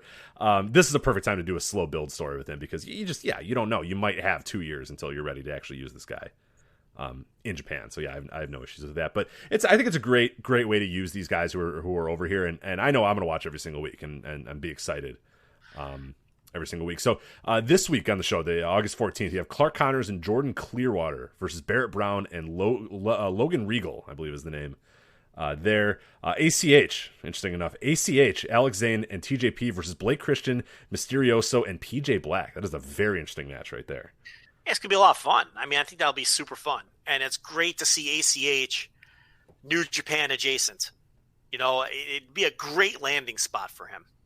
I thought when New Japan USA got announced, I initially thought when ACH left WWE that would be the perfect spot for him. Obviously, the thing has happened and COVID had happened and things haven't gone quite well, but my long-term prediction would be ACH links up with them in some way, shape, or form long-term, where maybe he can still work indies, but whenever they're doing New Japan USA, it's so perfect for him, and I think it fits his personality as well. I think his wrestling sensibilities as well and all that sort of stuff. I think that just, it's a match made in heaven, and I hope it can happen at some point.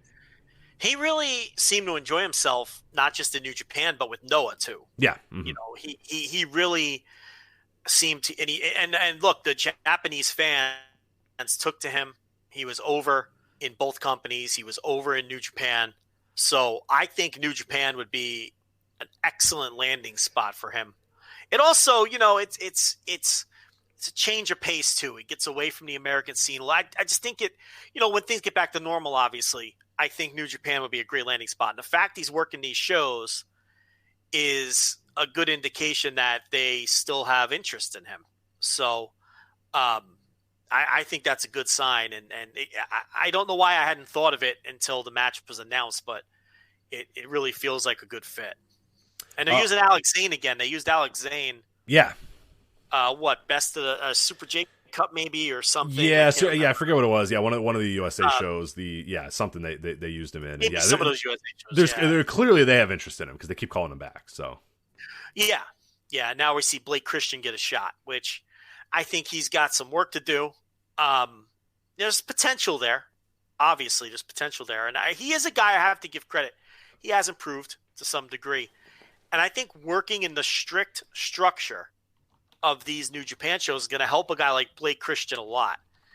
I really don't think I'm going to beat up the indies again, but I don't think a lot of these current U.S. indies are doing a lot of these wrestlers a lot of favors, because on a lot of these shows for a lot of these promotions, they're just allowed to go out there and do whatever the fuck they want. Right. And you tell a 23-year-old high flyer, hey, do whatever the hell you want, kid, just knock yourself out.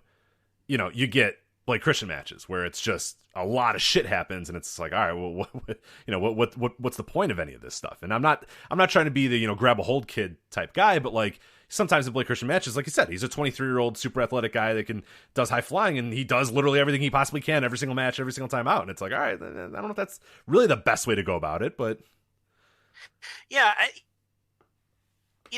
it's one of those things where when I first got tipped off to Ben Carter, I went and watched a bunch of his matches from the Dylan Hales adjacent promotions, whether it was SUP Wrestling or all those promotions that Dylan Hales has his dirty mitts dug into. And, I'm watching all these Benjamin Carter matches, and Rich, what really struck me was they were all different. Like, he'd work a 6-minute match where he was a white meat babyface. And then he'd work like a 5-minute match where he essentially gets squashed. And then maybe he's higher on the card and work like a 12-minute match where he does a lot of his flying. And I'm thinking whoever's handling Ben Carter is handling him properly, because he's learning how to do everything. He's not just getting sent out there, to do flippy doos with Jordan Oliver for, just go out there and do what you want. Get over, kid. Right. There's direction. And as a result, that's why I think Ben Carter is ahead of some of these other guys and looks more refined as a worker, because where he came up, he was doing different kinds of matches, and not just, it's very easy as an indie promoter to get a guy like Ben Carter and say, what, this guy's one of the best athletes on this. Go out there and fucking just do shit. Flips. Yeah, go crazy, do shit for that's 8 so minutes. Easy to do. And I think that's where some of these guys on the scene and some of these other places, a lot of these promotions aren't really doing them much of a favor. And you can't really come down too hard on the promoters either, because it's like, all right, I've been trying to book Blake Christian for the last 4 months. I finally got him. I'm not going to send him in there to sell the leg. I want him to be Blake Christian. So I kind of get it from that perspective too. But in some of these places where these guys work every fucking month, or every time there's a show, I think that they could do a better job of having these guys work a wider variety of match styles. Because and this all circles back to my point that I think working in New Japan on these shows, under Rocky Romero with Shibata on the fucking Zoom calls, overseeing everything, is going to do a guy like Blake Christian a world of good in that structure, where you're going out there, you're working an 8-minute 6-man tag, you have a role, you're not there to just do all your flips and do everything possible to get yourself over. That'll be good for him. So this is a big opportunity and a big spot for him, and I think it's only going to help him improve. Yeah, just being able to kind of, like you said, we're not trying to do this slow down kid, grab a hold type thing, but like you said, just getting some constructive criticism and some feedback of, okay, we know what you can do, all the crazy stuff, but how about you have a match where you focus on this? How about instead of just doing everything, let's do this in this match, and that's good. And you can work your high spots into that. Right, I'm not saying that he doesn't have to become, I'm trying to think of it, like 1986 house show Butch Reed, where he just right, which would be incredible if Blake Christian in a year's time is just grinding matches to a fucking halt. So he can I like me some Butch Reed, but 1986 natural Butch Reed working the WWF house show loop was one of the laziest wrestlers you'll ever see in your life. But it's like, I'm not saying he has to be that. I'm not telling him to slap on side headlocks. You can still work your high spots into matches that have a bit more structure where you're asked to do different things. That's what I'm saying. That's it. Yeah, just a guy taking him to the side and saying, "Hey, that was good, but why don't we try this next time out? You know what? Let's maybe try to redo this or focus on just selling your leg or just focus on structure is good for him for sure. At 23 years old." Here's what you're doing in this match. They're putting the heat on you. You are Ricky Morton in this match. Right. Okay? And then next time out, you're getting the hot tag. And then the next time out, we're going to put you out there and you're going to have a spot fest. That's all I'm saying. Like, do different things, and that's how these guys get better. I'm not so sure going out there on every Game Changer show and having the same exact scramble match is helping any of these guys get better, except maybe refining their flying. Right. That's all I'm saying. And then also on that show, we should say the other semifinal match is David Finlay, Tama Tonga, Jeff Cobb versus Kenta. So really excited for Jeff Cobb versus Kenta. That sounds awesome because Kenta looks good. He obviously has some home workout equipment, possibly bought from my shoot job. I don't know if that's true or not, but we'll just say it is because he looks good. He looks like in great shape. And Jeff Cobb is awesome. So yeah, really excited for that match. Yeah. David Finlay, Tama Tonga. We'll see. Yeah. We'll see. We'll see about that one. G1 Climax is official. We have a schedule now. It is beginning September 18th. It will culminate 3 consecutive nights, October 16th through October 18th. Joe, you have Saturday, September 18th, Sunday, September 19th, Wednesday, September 23rd, Thursday, September 24th. I'm not going to read them all, but it's September 18th to October 18th. So an entire 30-day span. Are you still committing to doing the Patreon episodes for these? Yes, I am. I can't believe they're doing 19 nights again with what's going to be a very limited field. I mean, they're going to have some juniors in the mix. I'm just looking at the schedule. It's 2 days in a row, 2 days in a row, then 1 day, 3 days, and then there's this stretch here. October 5th, 6th, 7th, and 8th. 4 nights in a row. My God. And then they take a day off, and then it's 10th, 11th, 13th. Oh, okay. There's the two in a row, 2 in a row, and then 3 straight in Sumo Hall. Yeah, it's not bad. So there's the Monday, October 5th from Takamatsu City Gymnasium all the way to October 8th at the Zip Arena in Okayama. That's going to be some tough one for you too. But you get back-to-back nights in the Hiroshima Sun Plaza Hall, though. So one of your favorite venues in wrestling, I can't believe they're doing 19 nights again. I cannot believe I was really surprised by that too. Yeah. And isn't it, I don't know if this is a fact, but isn't the G1, the Carnival, and the N1 all happening at the same time? They are very close. Yeah, this is gonna be a tough time for all wrestling. It's a good way to jump into the Champion Carnival as well as we talk about all those because we actually have blocks for the Champion Carnival. Can we confirm these dates before we talk? Yeah, let's get the exact date here for it. I don't have it in front of me, but let me see if I can find the exact date for it. So because I think all 3 of these tournaments overlap. And what I could do is do all of them. Oh, every no. night. Jesus. Why did you agree to that? No. So we got the All Japan TV. You don't have to do this. Listen, the All Japan TV, the New Japan World. Think about this. I'll subscribe to the DDT gimmick, and I can do all 3 tournaments, daily audio, all at the same time. You want to make money, Rich? For the record. For the record, folks. Remember this. Yeah. I told him not to do this. Okay? I think I could do it. Because if I'm doing 19 nights... It's not if you could do it, is should you do it? Oh, yeah, you want them $5 subs. Rich. That's pretty good, yeah. What spikes subscriptions the most? Well, these live event coverages, they really do. G1. G1 does. G1. Champion Carnival starts on September 12th. So, yeah, right in the beat. That's the Carnival? Yeah. Champion Carnival. So that runs, okay. And that runs until, let me see, their website's a little tough. I'm trying to translate stuff here. That runs, I believe, until October 5th. So, not too much. Oh, my God. So it overlaps on, 9 of the nights. 2, 3, 4, 5, 6, 7, 8, 9 nights. They're going to run the same night, some of those spots. Man, what an undertaking. What about this N1? Do this.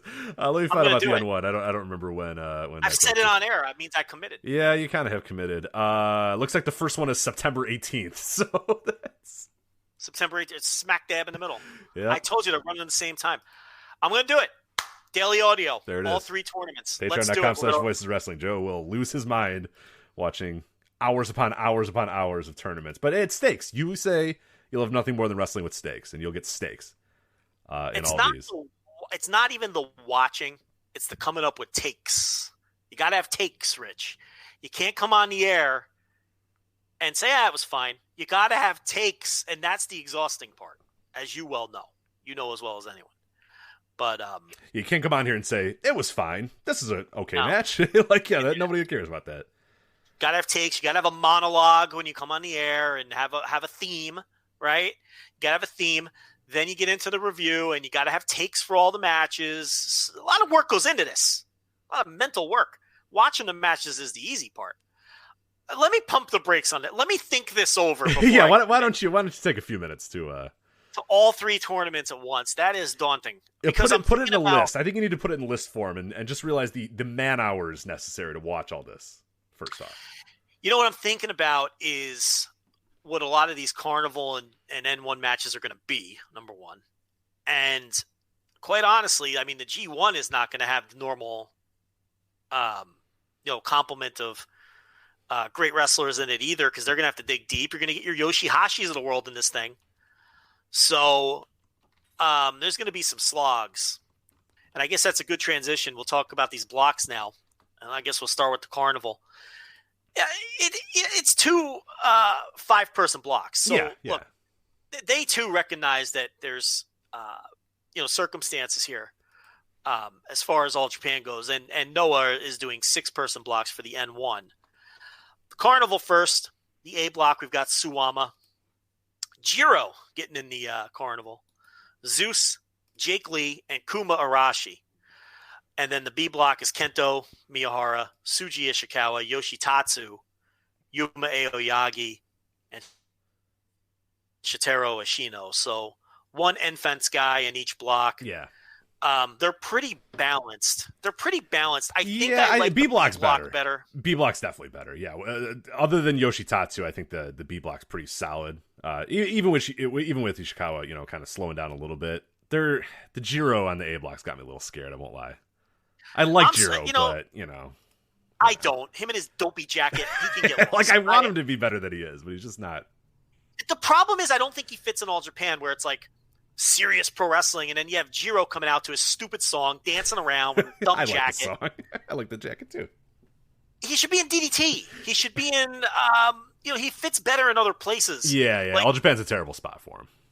It's not a good fit, and we'll see. I mean, I'm going to be side-eyeing him the entire tournament. I feel like he should be in 2AW teaming with Kaiji Tomato. Like, that'd be a good spot. He's a good shindy guy for sure. He's either a DDT or a shindy guy, I'd say.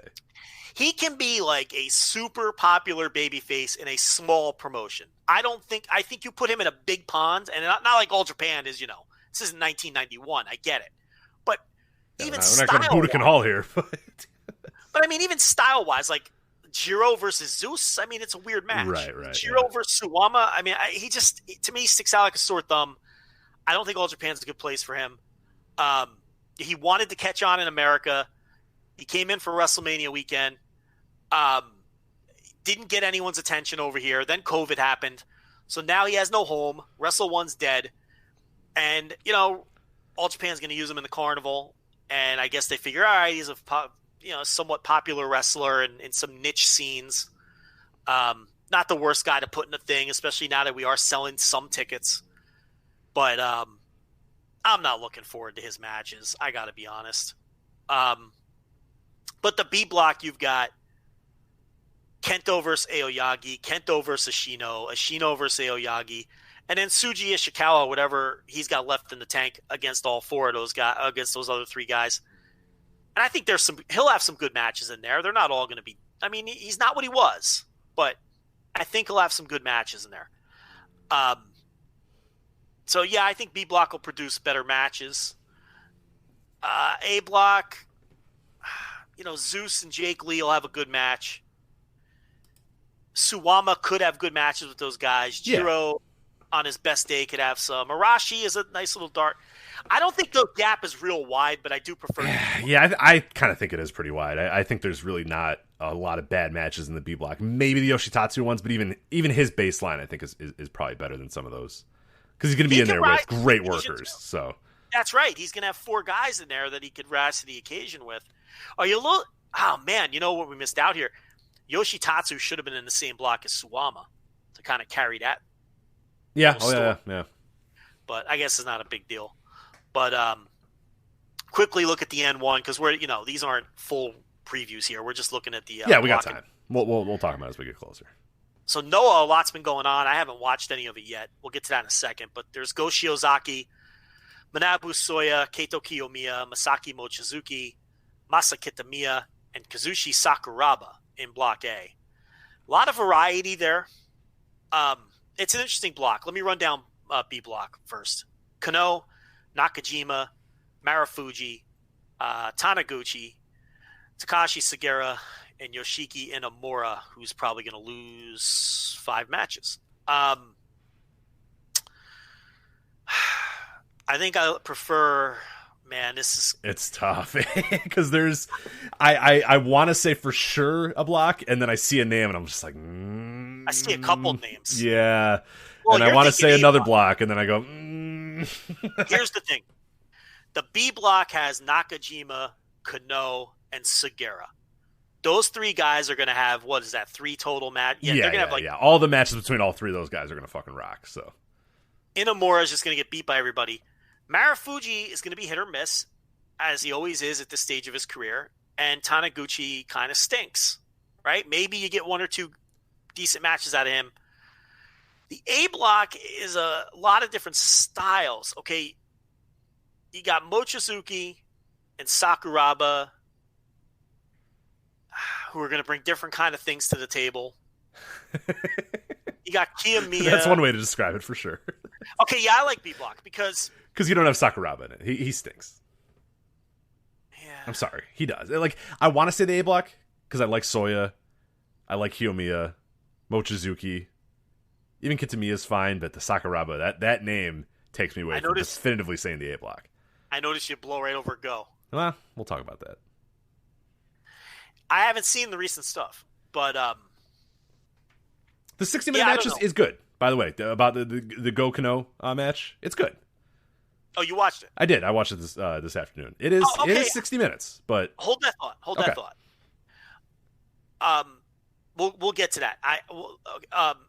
But yeah, because of Kano, Nakajima, and Sugiura all wrestling each other, I think those will be the best matches in the tournament. So I'm going to go with B block, even if you have to suffer through some Taniguchi. I think the highs in the B block are going to be higher than the A block, but I think overall the A block might have more good matches. Does that make sense? You might be right. I think that's the way to go. But yeah, the highs of the B block will blow away the highs of the A block for sure. Unless Marufuji decides, I really want to work hard here, because then you have 4 guys. Right. Like Taniguchi, forget it.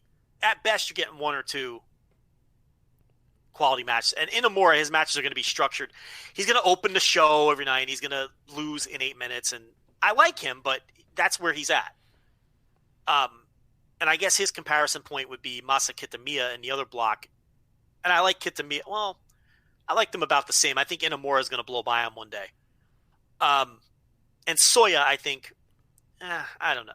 I like watching Soya, but I don't know, man. I got to go with B block because it's going to peak. I'm going to go with fair. the higher. I'm with you. As I'm thinking about it more, like even like Mochizuki, who I love, like the highs of a Mochizuki Soya match are not going to reach the highs of a Kano Nakajima match. You know what I mean? Like, so I'm with you. I think the A block might produce overall maybe a few more matches that I like, but I think the B block's going to probably blow it away in terms of top tier matches. So I'm on your side there for sure. Kiyomiya, be careful. He's always better on paper. Yeah, that's true. Yeah, he kind of stinks. He bores me to death. So. I mean, I like him, but he never peaks as high as I want him to peak. That's the problem. Like, he's always the guy where it's like, man, if that match was a little better, I could have. You know what I mean? It's like, I don't know, but he's a very young wrestler, and maybe he'll have a big tournament. Okay, so let's transition to some of this Noah stuff. So they had three big matches rather, that I have not gotten to yet, but I'm going to get to them this week. And I might do maybe behind the paywall stuff on them because I don't think we're going to talk about them on air next week. Kano beat Nakajima by KO to win the national title on the 4th. You did not watch that, correct? No, I've not seen that one, no. Okay, so he wins by KO. I know nothing about the match other than the result. I assume it was with that high kick that he frequently knocks people out with. So looking forward to that. I heard the rest of the card stinks. On the 5th, the big match was Go Shiozaki and Marufuji, and Shiozaki retained in over 30 minutes. The idea of watching Go Shiozaki and Marufuji for 30 minutes is daunting, to say the least. I'm not going to watch that match. So now, cage match, it's an 8.67. Does that help you out a little? So the thing with Noah, and we've talked about this for months now, is there's a certain subsect of fans that love Noah. And all throughout the year, they've said, oh, this match rules. And I watch the match, and I'm just like, nah, it's kind of bored me to tears. It doesn't rule? Yeah, and I can't trust people on Noah anymore. I just can't. There are certain people that I trust. It's the people that drop into Noah that I'll ask them, hey, what'd you think of this match? And if they say it's good, then I think, okay, it's probably good then. But there are your Noah diehards, and if they say it's good, it almost always fucking stinks, and it bores me to tears. So, did these shows have fans? I'm trying to remember now if they did or not. I actually don't remember. That's a bad sign. It's a bad sign if you can't even remember if it had fans, because that means the fans, if they did have fans, they weren't very dealing with a dog sneezing in the background there. Don't just ignore that. You good? I like those dogs sneezing noises. Yeah. So like people that don't know, that don't have a dog, think that it's like dying. You know what I mean? You're like on a walk and they're like, oh my god, your dog. And they're like, hey, he's fine. You know. He'll okay, big match. Let me rub the neck here real quick. Go on mute for a sec. You can go ahead.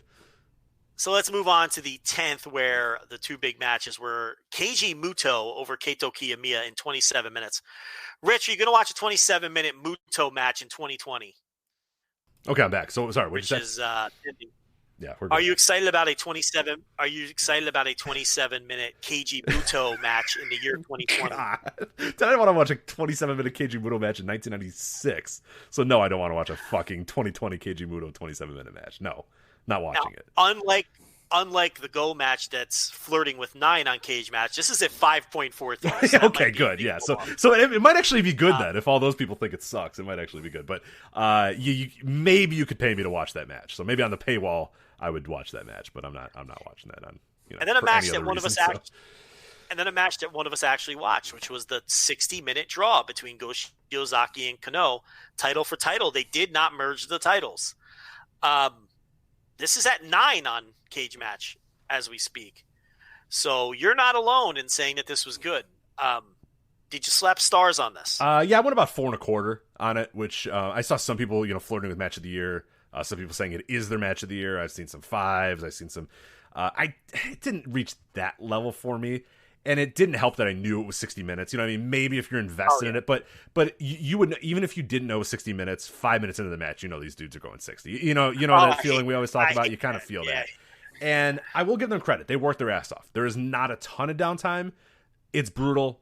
There's almost always action going on, but it's 60 minutes. You know what I mean? Like it is a 60-minute match. It doesn't, I don't want to say it drags. There's some 60-minute matches where I just fucking despise it and I just want it to be over.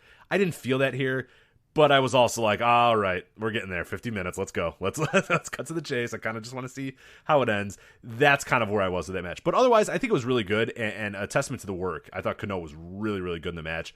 And Go is, I got a love-hate thing with Go. It's just, he never reaches the highs for me. I never see much out of him. But I thought Kano, these days, or really ever, I mean, Go's a weird guy. Like, sometimes I watch a Go match, and I'm just like, that fucking rocked. That guy rules. And then sometimes I watch it, and I'm just like, what planet are you on, man? Like, let's go. Let's get some energy. Let's get some excitement going here. And he just sometimes never really kind of puts it on. But Kano was incredible in this match. He was really, really good. And again, good match, but strap in. It is all of 60 minutes, for sure. Energy is a problem with him sometimes, for sure. But anyway, that's your N1 victory blocks and your Champion Carnival blocks. And some Noah. I didn't know you watched a 60-minute match. I'm going to watch all that stuff. I think I'm going to power through it. The problem with Noah is the no fan stuff was so dry. I mean, it was beyond dry. Oh, fucking terrible. And they've also stripped Rene Dupree and Dr. Wagner Jr., right? Or not Dr. El Wagner. Hijo. Not El Hijo de Wagner Jr., yeah. Of the tag titles, because obviously they can't get into the country. So they have no tag champions, I don't think, unless they did a decision match on one of these shows, but I don't think they did. So they'll have to figure that out too. Okay, we got some other things to get to, and we don't have a lot of time. Yeah, WWE. Oh, real quickly, I just wanted to jump into somebody in the chat room reminded us of this, and we forgot to mention it, but this will take like 2 minutes to do this. Yeah. The NWA partnership with the United Wrestling Network, which is hard to believe is a real thing, but it is a real thing. The United Wrestling Network is a group of promotions: Championship Wrestling from Hollywood, Championship Wrestling from Arizona, and Championship Wrestling from Memphis. It's a David Marquez group, amalgamation, whatever the hell you want to call it. For some reason, them and MWA are coming together. They're going to air live weekly pay-per-views on Fight TV. United Wrestling Network's Primetime Live. First episode is September 15th, Tuesday, September 15th at 9 p.m. Eastern. I don't know about this one, Joe. Well, we talked about United Wrestling Network years ago when they formed, and they were kind of doing an NWA thing where they were bringing promotions together under one banner, and it was pretty ambitious sounding, and it really never really got off the ground. Never did anything, yeah. Like you mentioned, they have sort of their three sister promotions that they have: Arizona, Hollywood, and what was the other one? Memphis. What was it? Memphis. Yeah. And I think Championship Wrestling from Arizona, I think they are on the Impact Plus streaming service. Championship Wrestling from Hollywood, of course, airs on Nessun. My DVR still picks that up. I just delete it most weeks, but every now and then I'll give it a go. The Memphis one I'm not familiar with at all. Now, they've always kind of been loosely associated with the NWA, the United Wrestling Network groups. So this kind of makes sense. But a little surprising maybe because Lagana's not involved anymore because he had the in with Marquez. But I guess Corgan has forged that relationship over time as well. But yeah, the idea of weekly pay-per-views from these guys, I don't know. I kind of see Corgan's angle because, well, they haven't been running and they missed out on, their last pay-per-view was canceled because of COVID. They lost a lot of money by not running that pay-per-view, and maybe this is seen as quick money. Yeah. Well, I think at the end of the day, I mean, and we talked about this, when the Lagana thing happened, is that, more than anything, he was doing everything for NWA. Yeah. Everything. Producing, editing, releasing the videos, social media, everything that you could touch in NWA, anything that wasn't, paying for it was Lagana. And once he's gone, it's like, okay, well, we have this thing, we have some people in this thing, but what do we do with this thing? And that's where I think the biggest value comes, is that Billy needed somebody to do something with this thing, to edit, to release, to do whatever, and he found a partner here in United Wrestling Network, and I think Thunder Inc. or Thunder Studios is the name of the company that's going to be editing and doing all this stuff, and that's cool that he has that, but I think that's, more than anything, they just needed somebody produce something with the property that they have, because, yeah, you're just sitting there doing nothing without it, so. Yeah, so maybe it's sort of if we do them every week, we're not going to get 1 million people to buy these things, but we need cash flow and a cash injection. But I don't know what kind of shows they're going to be able to put together, and I don't know what this means for power. I don't know what any of this means until I see it. It's very strange. And very, very strange. I'm not a big fan of Championship Wrestling from Hollywood. I think it's kind of a corny show. And it's not the worst marriage with the NWA because both of those shows can be a little hokey. So it's not like a styles clash. It's not like you're doing a shoot style promotion with like Chikara. It's not like both of the promotions are similar. So from that perspective, it can work. And we've seen NWA dudes go to Championship Wrestling from, Nick Aldis has done angles there. Tim Storm. Right. Ricky Starks. They've sent guys there before to work matches. So it's not like this came out of left field. Look, weekly pay-per-views, we know that was attempted 20 years ago. Was that 20 years ago already by Jerry Jarrett? Yeah. Oh, geez. And fuck, how long ago was that now? Yeah, 2002. So getting pretty close. The original incarnation of, tits and ass wrestling. So which is what that meant back then. Yes, by the yeah. way. Don't think that total nonstop action was just happened to be what they got it to, but yeah, it was not supposed to be that. So. Don't fucking cancel me. You can cancel me after we talk about RevPro. You can't cancel me yet. But it's been like 20 years since the weekly pay-per-views, and it didn't work then. It won't work now in great numbers. But I don't know what the deal is. I mean, if it's low cost and low overhead, and I don't know when are they starting? It's going to be September, what was the day? Tuesday, September 15th, 9 p.m. So my point is probably no fans still, because this is California they're running these? It says from Thunder Studios in Long Beach. So yeah, they won't have fans at that point. So is that little building New Japan Strong is running in? Is that the new? Is that Thunder Studios? I don't know. I'm not sure if that is the same studio. It might be. I mean, either way, there's not going to be fans because California is still a train wreck with the COVID, and they're, got some of the strictest. I mean, I know this stuff changes daily, but yeah, I don't think I don't think California by September is going to be letting 1,000 people into the Thunder Studios in Long Beach. So I think that's a pretty safe assumption. So, and I know that NWA was adamant about not running without fans, but again, that's when Logano was steering the ship. Right. So I don't know if there's been a change of ideas, or just maybe Corgan's like, I have to produce some cash flow. I have to. So, or for all we know, this could have been in the hopper for a long time. Yeah, who knows? Yeah, I really don't know. I'm not super optimistic about it. I'll keep one eye on it, and like anything else, if it's interesting, we'll pay attention to it and we'll cover it. If it's not, we'll probably just ignore it. Yeah, but, weekly paper. I mean, with the amount of wrestling that you can get right now on national television, it's a tough sell to do. So, I mean, I wish them the best, but. I don't know when you got it, the amount of free first run content that's available, not including stuff, outside of the country, and then, monthly, bi-monthly shows from big independents. It's tough sell. It's not a great sell. So, all right. As you said, we got about another hour or so in the show. So let's try to get through these as somewhat quickly as we can. WWE, some new additions to the WWE Network from their official press release. Quote, WWE has acquired content from multiple independent promotions, and those shows will begin airing on the WWE Network this Saturday. Evolve, Progress Wrestling, Insane Championship Wrestling in Scotland, and WXW in Germany shows are being added to the streaming service later this week. The new content includes 2 best-of compilations that'll feature the work of WWE Champion Drew McIntyre and NXT Champion Keith Lee in Evolve. The lineup, so we have the first 4 shows that they're going to drop, and are these some shows they're going to drop? ICW, Shug's Hoos Party 5, Night 2, WXW Femme Fatales from 2019, WXW Ambition 11 from 2019, and Progress Wrestling's Chapter 92. Okay, Not so good. Those stink, all of those. Well, people say the Ambition show is good. What's interesting is that's from Canada. It's not even from Germany. It's a WXW show from Canada. Yeah. Do they even know that? Do you think the person that selected the show even knows that? No. Well, we can get into why they're selecting these particular shows. It's like most of the other content on the network.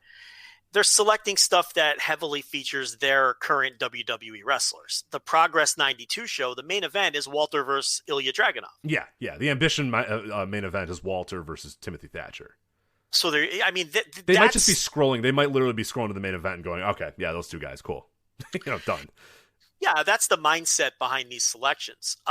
We were talking about this in back at the office this afternoon, but go look at the Smoky Mountain episodes that are on the network. They're all built around Chris Jericho. Right, yeah.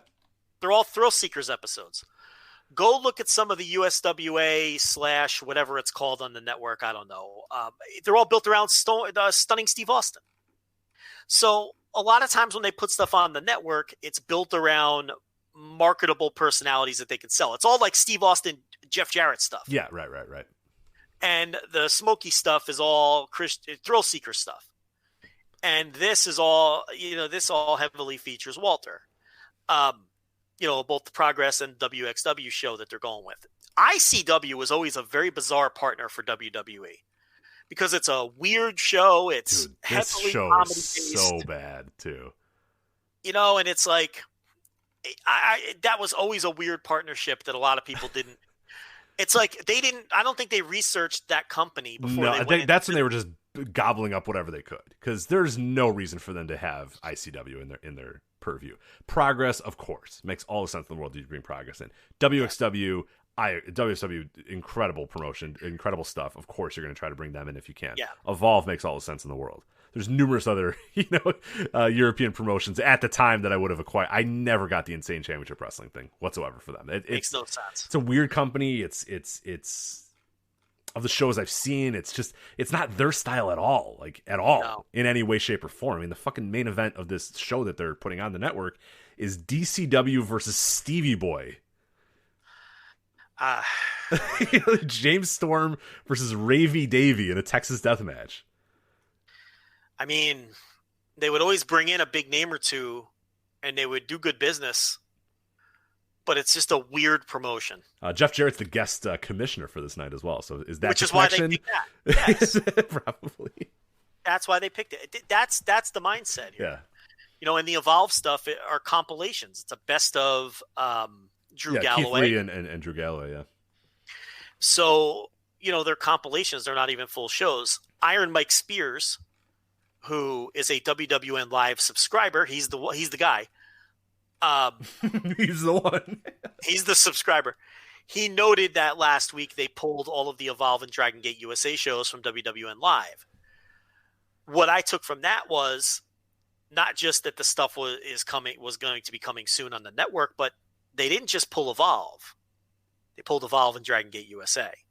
So that kind of answers a question that we talked about a few weeks ago. So you could expect to see some Dragon Gate USA stuff on the network eventually too. Would I just prefer if they did it like what they did with ECW and just put the entire Evolve / Dragon Gate USA and Progress and WXW catalogs just on the network, just put it all on? I would, but it doesn't appear they're going to do that. They're going to slow roll it. It's going to be strategic with wrestlers that they feel like their subscriber base are familiar with, and you're just going to have to deal with it. If you were looking forward to checking out Evolve 7 on the network, it doesn't appear that's going to be the plan, at least for now. Or open the historic Yates. Right. Yeah, I don't think you're going to be able to pop onto your WWE Network and watch, Evolve 18 and then pop over and watch, open the Untouchable Gate, 2015. It doesn't look like it's going to happen that way. And I, from the beginning, I never thought that was really what they were going to do with the Evolve or DGUSA catalogs. And there's a man hours reason why you're not just going to go in there and just trying to get the entire Evolve catalog all at once is nearly impossible. It's not worth the fight anymore. WWE Network isn't like, in a dream world, that would be what WWE Network would be for, and that'd be a great landing spot for that, but that's just not what they're going to do. That's not what they do anymore on that network. So the Evolve DGUSA stuff, it's going to be used for B-roll. It's going to be used for 24/7 / what's it, 365, I think is their gimmick or whatever. It's going to be best of compilations, and then maybe you'll get a few drops here and there. But to expect that you pop on your WWE Network and there's Evolve 1 through 190 or whatever the hell they went up to, I just don't think that's going to happen now or really anytime soon. And DGUSA, I'd say they're going to be even more selective with that as well, because and this brought up a question that I was thinking about today as we saw these the names of the different companies that were up there. Is I wonder how much they're thinking about who is featured on these shows as well. Like you said, they're trying to feature WWE guys. On the flip side, are they looking and going, main event of this is Young Bucks versus blank, or Will Ospreay versus Zack Sabre Jr. in the main event of this Evolve show? Do we really want to publish this one? Is this really one that we're going to put up? And judging, I can't say, all we know is 4 shows so far. Judging by the 4 shows they put up, I think they're being conscious about that too. Of, do we want to, put up a Progress show where Will Ospreay looks like the greatest wrestler in the fucking universe, and somebody watches and goes, Will Ospreay, this guy's awesome. Where's he wrestle? Or, oh man, the Young Bucks, wow, these guys are incredible. Where do they, I think that they have to be thinking about that. Sure. They have, that's just how the way the company operates. Yeah, especially with the AEW guys, for sure. Right. This is the first time on the network, as far as I can, maybe correct me if I'm wrong, but this is the first time the network would be airing stuff that would heavily feature guys that are prominent figures on a competitor. Right? What other comp would there be? No, because they never had competitors. Yeah. Maybe TNA, but we've even heard from people that work there that Vince never, for maybe a brief moment or two, considered TNA a threat.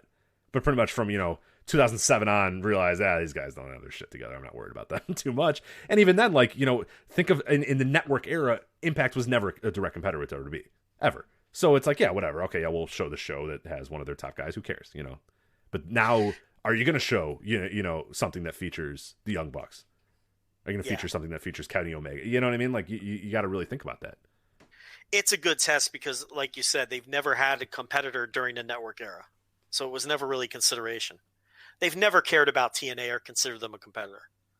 So, and then there's also, it's like with Progress, I mean, they're probably going to be real careful about featuring Jimmy Havoc and David Starr and people like that too. So I don't think, are Havoc or Starr on any of these shows that they're putting up? I don't think so.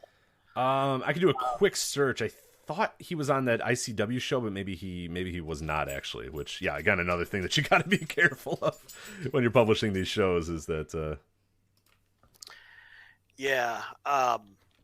so yeah, there's a lot to consider, but obviously I was just hoping for dumps of complete libraries of shows. Yeah, Progress would be nice. I get why the Evolve man hours, but we heard from multiple people when I was tweeting earlier that Progress has basically been ready for this for years, and WXW in the same breath as well. Somebody reached out to us and said, "Look, I know what's going on with that company. I know what they've been doing, and they're ready. They've cleaned up music. They've got music clearance. They've gotten libraries. WWE knows about it. Those companies are ready to go. If you want to dump 2016 to the present of Progress, you can do that. If you want to dump, the last 2 years of WXW, you can do that." I can't speak for ICW. I have no idea, and I know for a fact Evolve is probably not prepared for full-on dumps like that. So Progress went in and out of licensed music a couple of times. Yeah, because I think at time that was just on the whims of Vince McMahon changing his mind whether or not they were going to put like current shows on the network. There was a time where the idea was like Evolve and Progress are going to air on the network, like as they happen. So I think during those times where they thought that was going to possibly occur, that's when they moved away from their licensed music. I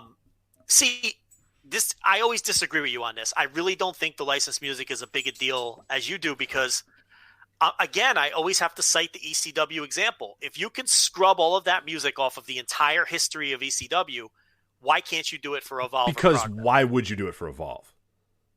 That's the best counter argument because the idea would be ECW is a draw. People want to pay. And a lot of that was done during the 24/7, the WWE 24/7 network, the on-demand network or whatever. So they got a jump start. Right. I think they've been doing that for 10 years. I think when they acquired the rights to ECW stuff and were doing the ECW DVD and all that sort of stuff, they were ahead of the game on that. You're saying now that you're getting a plastic bag with some fucking hard drives in it from Evolve and going, okay, there you go. Like, especially with the investment that they have in the network right now, which is probably the lowest it's been since they released the network.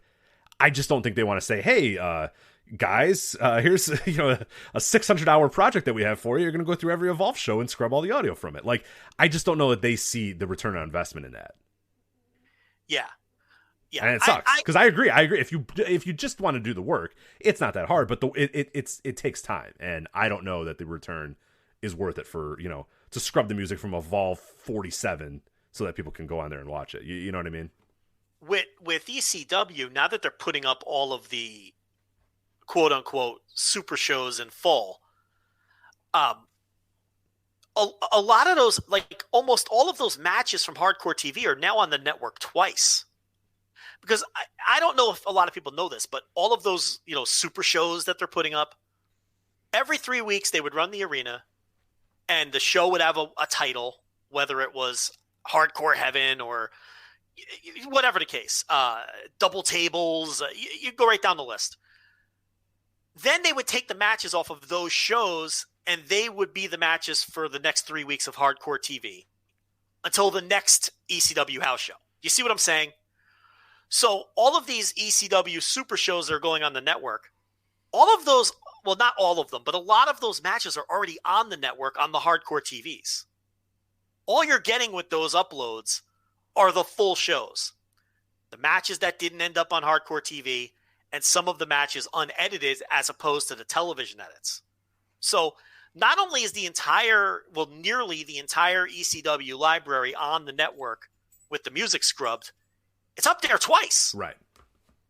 So if they wanted to do the work, like you're saying, they could, because they've done it with a much larger library. And they've done it twice for a much larger library. So I think you're right. I think it's just a matter of, is it worth the time investment to put up the entire Evolve or even Progress library and what it would entail to take everything? Because if it was 4 or 5 years ago, I would say yeah. Today, I don't know. I don't know anymore. I don't know what the network wants to be. Well, I think it's encouraging that the DG USA stuff got pulled from WWE, because that tells us that, and that's the stuff I really want. Yeah. You know, the Evolve stuff is cool too. But the DG USA stuff, I would like that. You know, I would love to be able to just go on the network and have all of those shows on there. It's not going to be that way probably for the foreseeable future. Maybe not years and maybe not ever. But at least it's a start. When's this stuff going up? Yeah, who knows? I didn't see a date. Saturday is these four and the best of Drew Galloway and Keith Lee, but that's all I got. So slow roll. So this weekend. Slow rollout, so I guess you can watch Ambition 11 then, I guess. So that's WXW Femme Fatales 2019. So that's that. In other WWE news, too, as we kind of quickly go over our last few topics here, WWE announced this. It was today, and it kind of got rumored, and then I think it officially got confirmed that they are planning on. We'll probably get dates and more specifics over the course of the week and in the coming weeks, I should say. But it looks like WWE is going to move to the Amway Center in Orlando. That's where the Orlando Magic play for future TV tapings. They're going to go live on TV again, so live every Monday, live every Friday from the Amway Center in downtown Orlando, or whatever the hell they would call the downtown Orlando. I don't know. I've been to Orlando. I don't know if I'd call any part of Orlando downtown Orlando, but they are going to play have TV tapings from there. Not tapings, I should say. They're going to air live, and I don't know why. I don't know why you would pay money to rent an empty basketball arena. I guess it's a Vince McMahon, we look low rent in a warehouse type thing, and if MLB and NBA and NHL can do it, why can't we do it? But yeah, they're gonna pay money to rent out an empty basketball arena in hopes that maybe sometime they can get fans in this semi-empty basketball arena. So, isn't he gonna do virtual fans? Isn't he gonna try to do virtual fans? Probably. Somebody showed him the NBA and he said, "Yeah, I want that." So, yeah, I guess.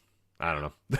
It seems very weird, but believe it or not, Joe, you'll be shocked to know that they used the money saved from not running shows. Because they made more money not running shows.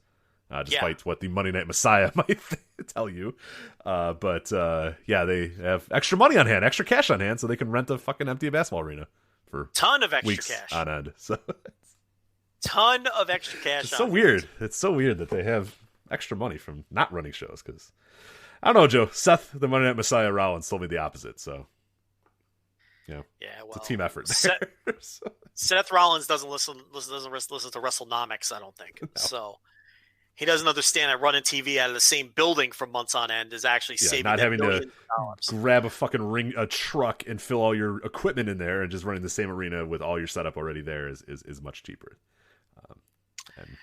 Transportation, all that sort of stuff. But not for the Monday Night Messiah. He doesn't take those things into account. So I don't know. This is a developing story, so we'll see what happens. But WWE running from the Amway Center in Orlando. Hopefully, moving forward, presumably for SummerSlam as well. We'll because we knew and we had heard that. I mean, that had been the rumor for months now. Is that Vince is just he does not want to have SummerSlam in the Performance Center.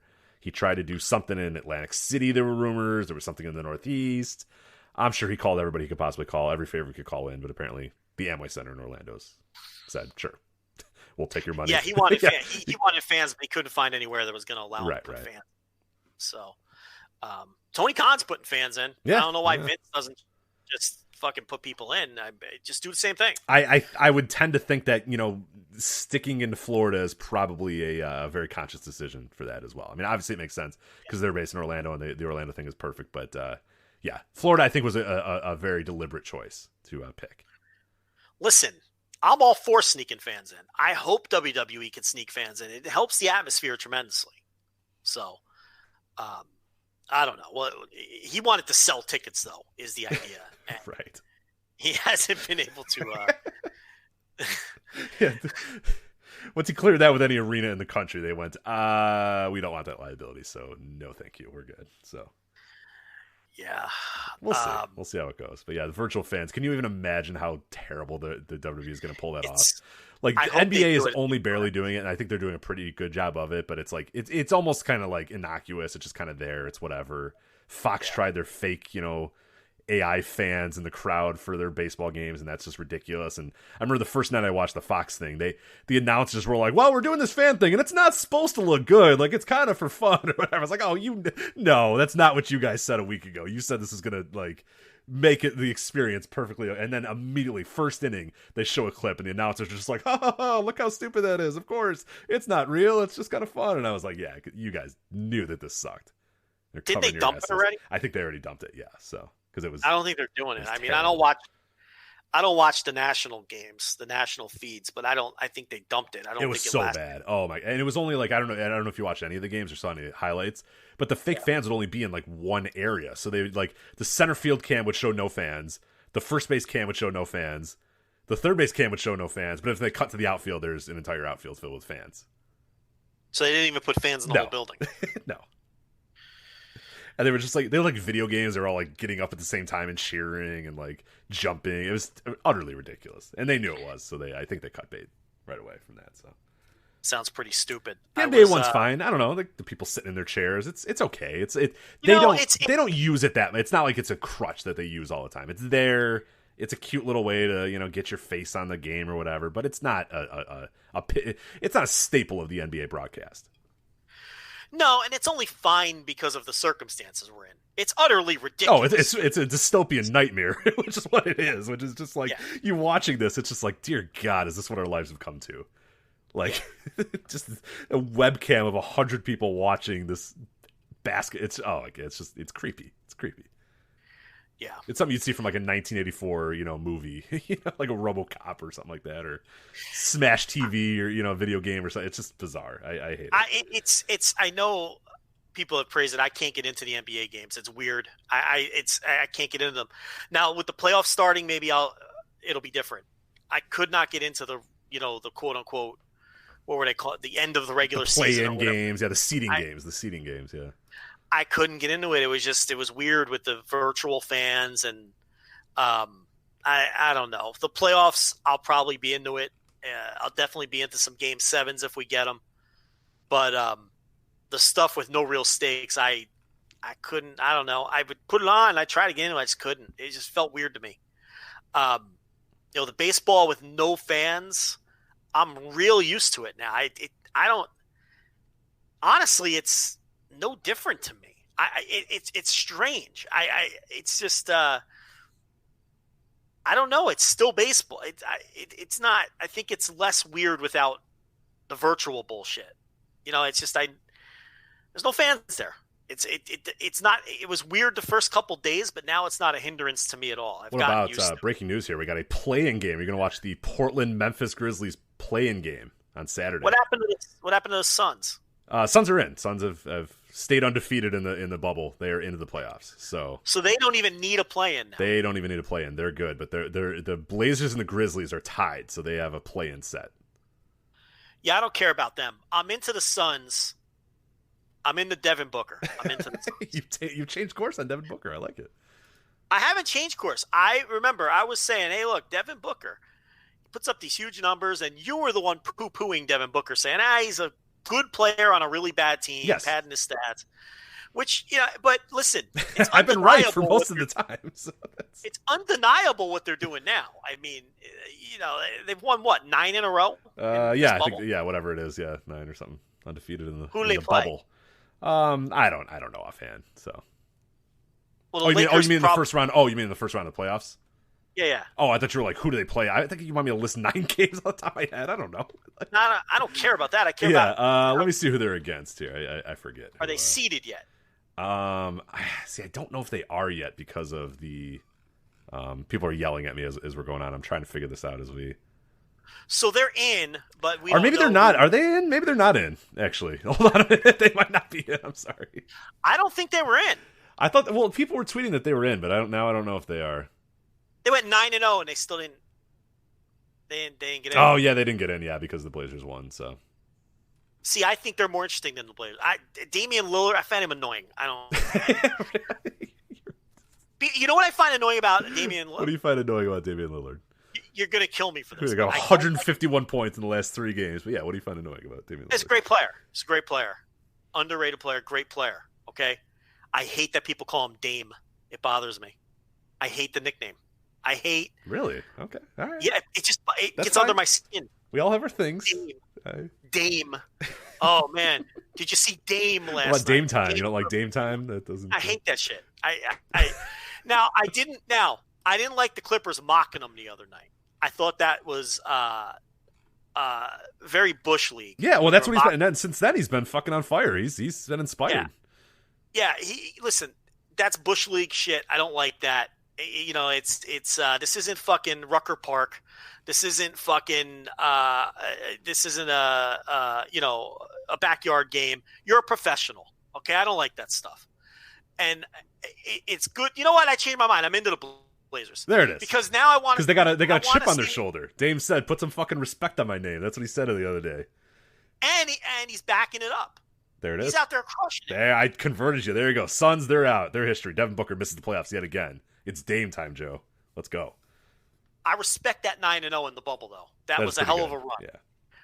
Okay, with an listen, they don't have the best roster either. Okay, let's be honest. It's not the 96 Bulls, no. No, it's not. Nor is it the 92-93 Suns. No, that's a great. Oh, my God. Fucking Richard Dumas, Dan Marley. Cedric Ceballos ain't walking through that door. Cedric Ceballos. Danny Ainge is there, too, to latch on for one more title. Tom Chambers was still on that team. Yeah, he was. That team is fucking loaded. It's so good. That's like the greatest team ever. That never won anything. Yeah, they're like 11 deep with like solid rotation players. KJ? Didn't even mention KJ was there too. Yeah, KJ was there too. Borderline Hall of Famer. He gets named 8th. Right. It's a fun team. You know, it's a hell of a team. Mark West. Kurt Rambis is on that team too. Yes, he was. I don't think he played much. I don't think he did much, but he was kind of there. But no, was Tim Kempton on that team? Tim Kempton was still on that team. Yes, yeah. You know that team too. Why do I know that? We just ran off the entire roster. There can't be many more people. I think Frank Johnson was there, and then there might be 2 more guys at that point that I don't even remember. I think we just named the whole roster. I think we got the full rotation for sure. Yeah, I mean they're all good players. That's a great team. Went right down the line. Were we missing a center? No, we said Oliver Miller. I think we said the Big O. Yeah, we got the Big O in there. Got Barkley. Tom Chambers was playing center at that point in his career. Mm-hmm. We said Dumas, Ceballos, Marley, Frank Johnson. We went Kevin as deep Johnson. as Tim Kempton, so I think we... Tim Kempton, Frank Johnson. Yeah. We got them all. I think we got it, yeah. That's got to be... Gerard Mustaf was on that team, maybe? I don't know. That name doesn't ring a bell, but you might be right. Was he on the Knicks by then? He might have been on the Knicks. I don't know. I don't recall off the top of my head. If I'm pulling Gerard Mustaf, this is hold on. Okay, one sec. I know we have a lot to talk about. You got to know now. Here. 1992, 93. Oh, holy shit! There he is. I don't know if he was on the team the whole year though. Maybe he got traded. He's only got 7 games on the ledger there, so he may have. Well, no, he just never played. He was. Yeah, and then there's something called Nigel Knight. I don't know who Nigel Knight is. Nigel Knight. No, Nigel Knight. Yeah. Okay. Nigel Knight. We missed Nigel Knight. And Alex Strivens or whatever. He was a terrible center, right? Yeah, that's the guy we would have never gotten. It's just a terrible, tall, white dude. So. Now, look, we got Gerard Mustaf, which is very impressive, by the way. But I think if we held on, we would have gotten Nigel Knight. We were never getting the guy that neither Alex Strivens or whatever, yeah. Gerard Mustaf played for the Knicks, though, right? I'm not wrong. He started his career in the Knicks, and then he went to Phoenix. Yeah, he was on those Barkley teams. I think a couple of them at least. All right, so I'm gonna run down the list here. This is why you come to the Voice Wrestling Flagship Podcast. This is for the recreation of the 1992-93 Phoenix Suns roster, just to show that we got it. So Charles Barkley, we got them all. Dan Marley, Kevin Johnson, Richard Dumas, Cedric Ceballos, Tom Chambers, Danny Ainge. What was it, Nigel Knight or whatever? Nigel Knight. Yeah. Okay, we did not get him, or I didn't get him initially, but you got him. He played for Dayton. Nigel Knight, right? Dude, you know the colleges. Dayton, good lord. He went to Dayton. How do you remember that? Come on. Like, what has been in your brain? What has come and gone in your brain? But you know that. And Gerard Mustaf, right? That Gerard Mustaf played for the 92 Phoenix Suns and that Nigel Knight went to college at like Dayton. Yeah, went to Dayton. I remember him at Dayton. Oliver Miller, we got. Mark West, we got. Arkansas. Gerard Mustaf, you pulled out of your ass, which is perfect. Frank Johnson, we got. Alex Trevins, we didn't get. Tim Kempton, Kurt Rambis, we got it. 15 players. We named all but 2 right off the bat, and then the other 2 we got to eventually. Or 3 of the players. We didn't get Alex Trevins or whatever, but we didn't care about him. So. No, we didn't get Strivens and Nigel Knight, but we got Gerard Mustaf. Oh, that's true. You did get Gerard Mustaf, yeah. Before I even looked it up, you're right. So we got. Now, how many minutes did Stivrins and Nigel Knight play? Because I guarantee you they played less than so 100 Nigel minutes. Knight somehow played 17 minutes on that team. All year, right? Seems hard to believe. Yeah, in 52 games. Strivens played 10 games, 3.5 minutes. So he was probably there just to make sure Richard Dumas got to the bus or something. he looks like the Jack Haley of the team, where it's like, all right, this guy loves cocaine, so just make sure he doesn't do cocaine, okay? Please. Well, I think Nigel Knight. The thing with Nigel, I'm surprised you don't remember him because I think he started a bunch of games that year when somebody got hurt. Kevin Johnson, isn't that the year Kevin Johnson missed half the year? I think I think so. And I think Frank Johnson, We're having this discussion right now. This is what happened. Kevin Johnson missed half that season, but he was back in time for the playoffs, obviously. Frank Johnson got all the minutes at point guard, but I think Nigel Knight would start and play 6 minutes, and then Frank Johnson. You see what I'm saying? Right. So Frank Johnson was really the point guard when Kevin Johnson wasn't there, but Nigel Knight was, came out with the starting 5. That's why Nigel Knight played so many minutes. I'm almost positive. Now I don't know where Frank Johnson went to college. That's a little before my time, but I could probably nail the colleges. How many players are on this team? Please don't. Just independently text me if you want. I can probably nail if there's 15 players. All right, you know what? Fuck it. Let's do it. All right, let's go. You ready? I can probably do 10 of the colleges. Okay, right, go ahead. Getting the basketball reference set up. All right, we're going to start with easy one here, Charles Barkley. You know that one. I know that one even, so. Auburn. Yeah, that's easy there. Thunder Dan Marley. Oh, Central Michigan. There you go, Central Michigan. Do you know why he's called Thunder Dan? I don't, actually. The point guard on Central Michigan was Lightning. Oh, he was the Thunder. Interesting. There you go. Tomahawk dunk. Mm-hmm. Kevin Johnson. Kevin Johnson went to Cal. He did go to Cal. Nice job. Richard Dumas, the man who enjoys the coke. I'm going to get the stars. That's not going to be a problem. Yeah. Oklahoma State. Dumas. Oklahoma State, indeed. Nice job. Nice job there. Cedric Sabalas. He went to a weird West Coast school. He did. Do you need a hint, or do you think? No. Don't help me. It wasn't a Pac-10 school. It was one of those I don't want to waste time. I'm not going to come up with it. Okay, it's Cal State Fullerton. Ah, fuck. You were close. You were in the region though. I was going to give you a Cal and then let you go. So, yeah. Tom Chambers, your favorite player of all time. I know you know where Tom Chambers went to high school or college. So. High school. You might know where he went to high school too. But... Tom Chambers was a Ute. He was a Ute. Danny Ainge.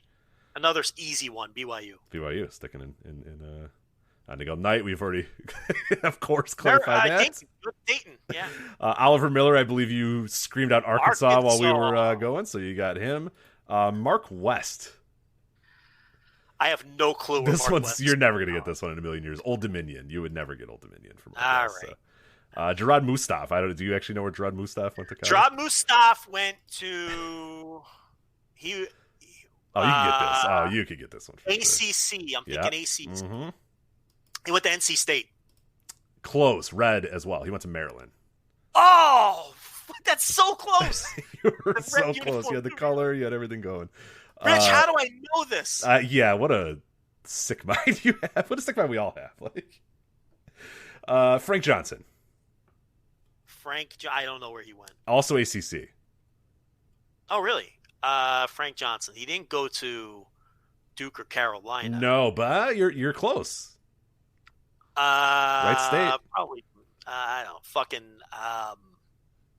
Fucking Wake Forest or Wake something. Forest it is, indeed. Frank Johnson, Wake Forest. I'm not going to count that. Yeah, that doesn't count. Alex Stravins, whatever. No Doesn't clue. matter. Yeah, who cares? He went to Creighton and Colorado. He had a transfer. Probably All right. gets a playing time. Good for him. Tim Kempton. I think you know this one. Tim Kempton. Oh, you know this one for sure. He went to either Indiana or Notre Dame. He went to either Indiana or Notre Dame, or you're gonna say it's gonna end up being Purdue. Watch. But No, you're correct. You're correct with the one. Notre Dame. Notre Dame it is for Tim Kempton. Fuck yes. And finally, this is a tough one. Kurt Rambis. And I'm on 9, so I told you I'd get 10. Kurt Rambis is the deciding factor. Let's do it.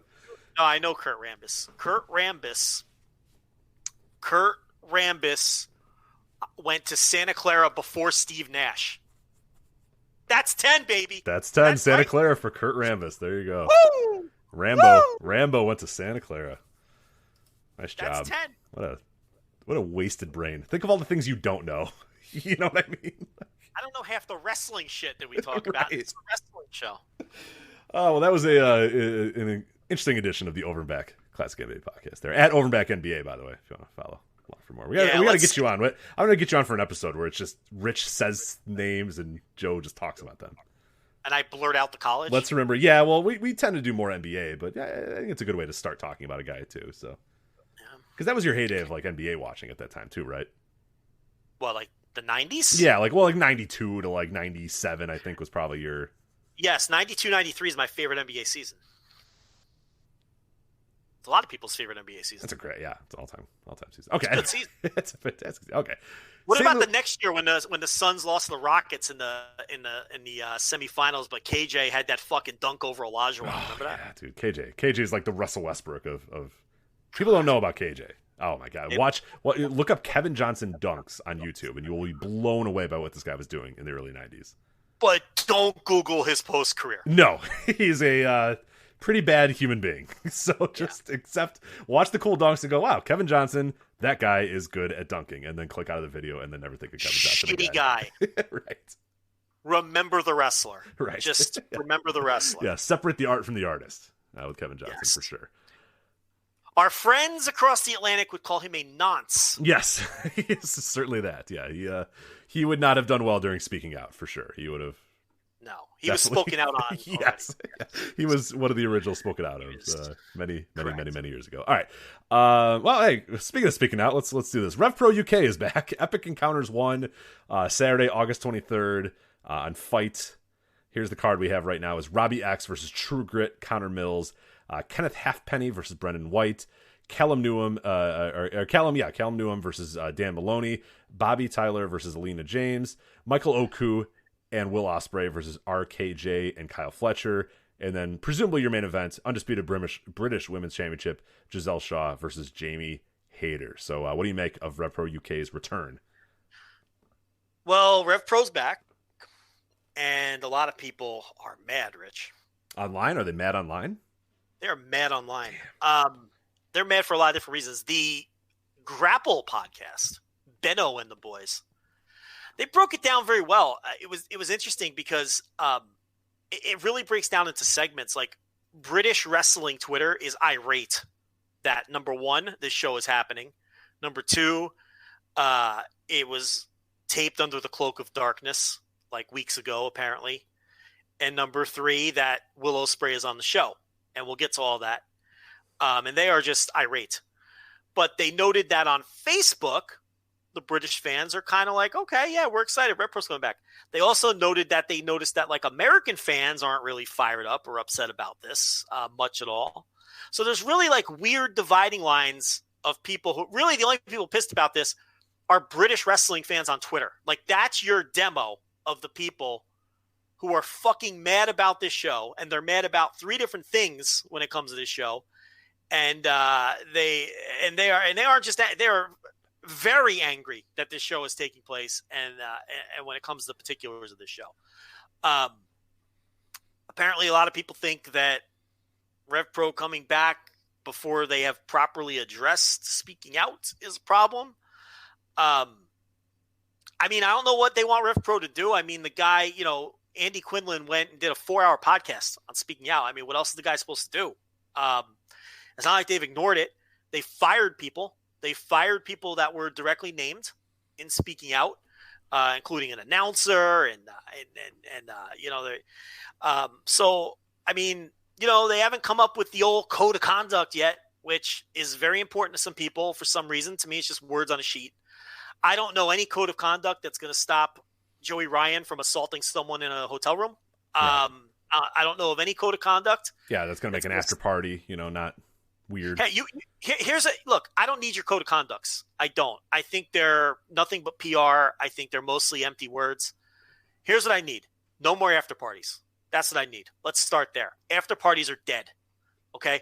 No more merch table culture. Let's start there. Let's get rid of that.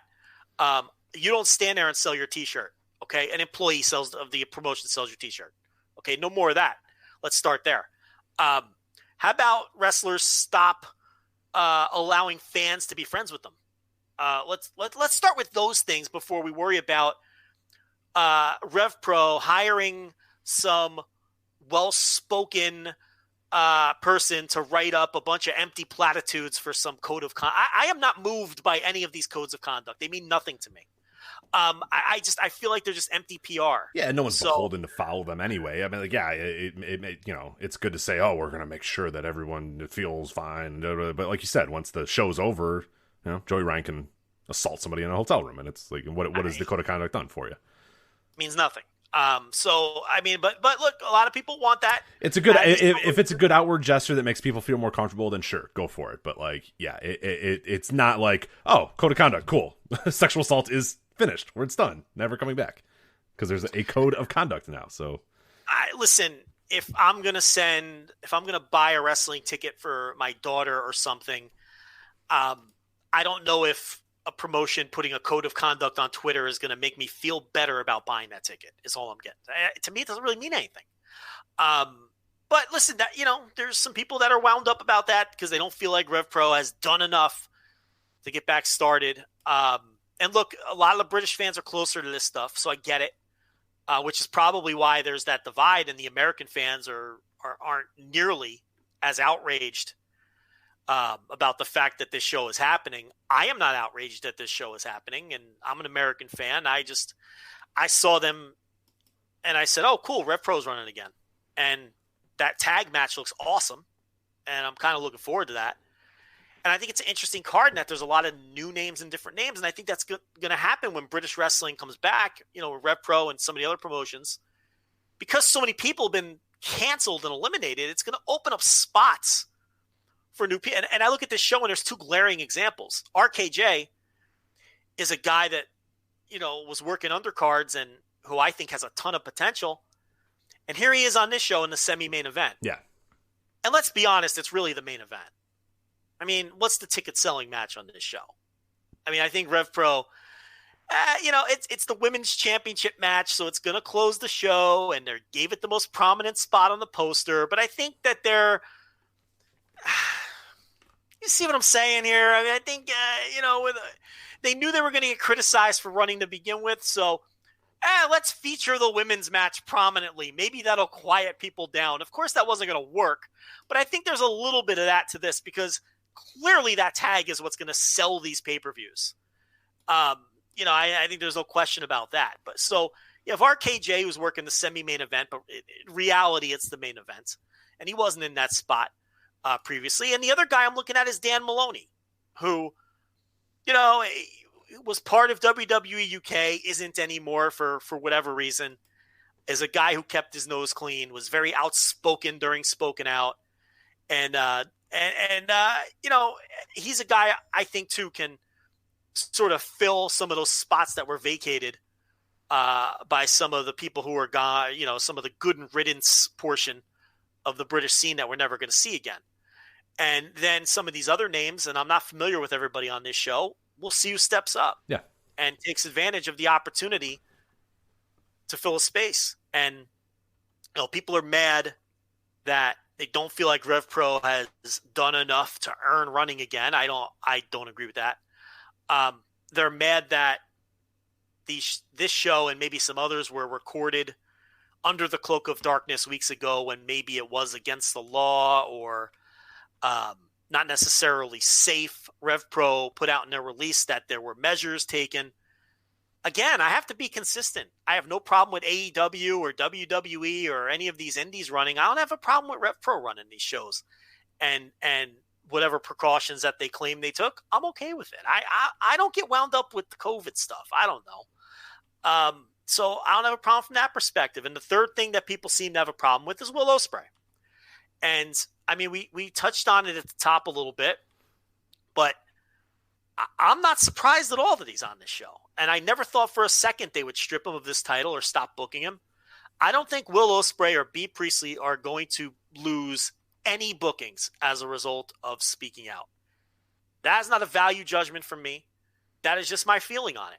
And I feel like a lot of people set themselves up for this disappointment by thinking that Will Ospreay was all of a sudden going to be erased from the scene. That wasn't going to happen. First of all, let's make it clear. He's never been accused of abuse. That's number one. A lot of the people who have been accused of abuse and have more solid evidence, we're never going to see them wrestle again, but he wasn't. His thing was a little more complicated. And B as well. You have to tie them both in together. And, they're accused of blackballing Pollyanna. Pollyanna is insistent that Will Ospreay blackballed her from pro wrestling. Will Ospreay denies it. There is not a ton of evidence, to be completely honest, that Will Ospreay blackballed Pollyanna from pro wrestling. There's a tiny bit of evidence involving the IWL promotion. Even that evidence is a bit flimsy. We know that the venue told the promoter that a number of wrestlers, including a number of female wrestlers, didn't want her on the show. And the promoter pulled her from the show. It's all on Twitter. We have the emails. There's a paper trail. They pulled her from the show. And then the promoter, the IWL promoter, claims that when speaking to the building officials that the building official named Will Ospreay by name as one of the people that didn't want her on the show because the guy who runs the building is friends with Will Ospreay. So that looks very bad. So that he was named specifically as one of the people that didn't want her on the show. But then the venue eventually relented and told the promoter that he had the go-ahead to book her. But by that point, he had already canceled her. And the promoter felt like, you know what? I already canceled her from the show. And I understand that from that perspective. I don't blame the promoter for that. I don't even think Pollyanna blames the promoter for that. But at the end of the day, he did have the go-ahead to put her back on the show. He chose not to. And I get why he didn't.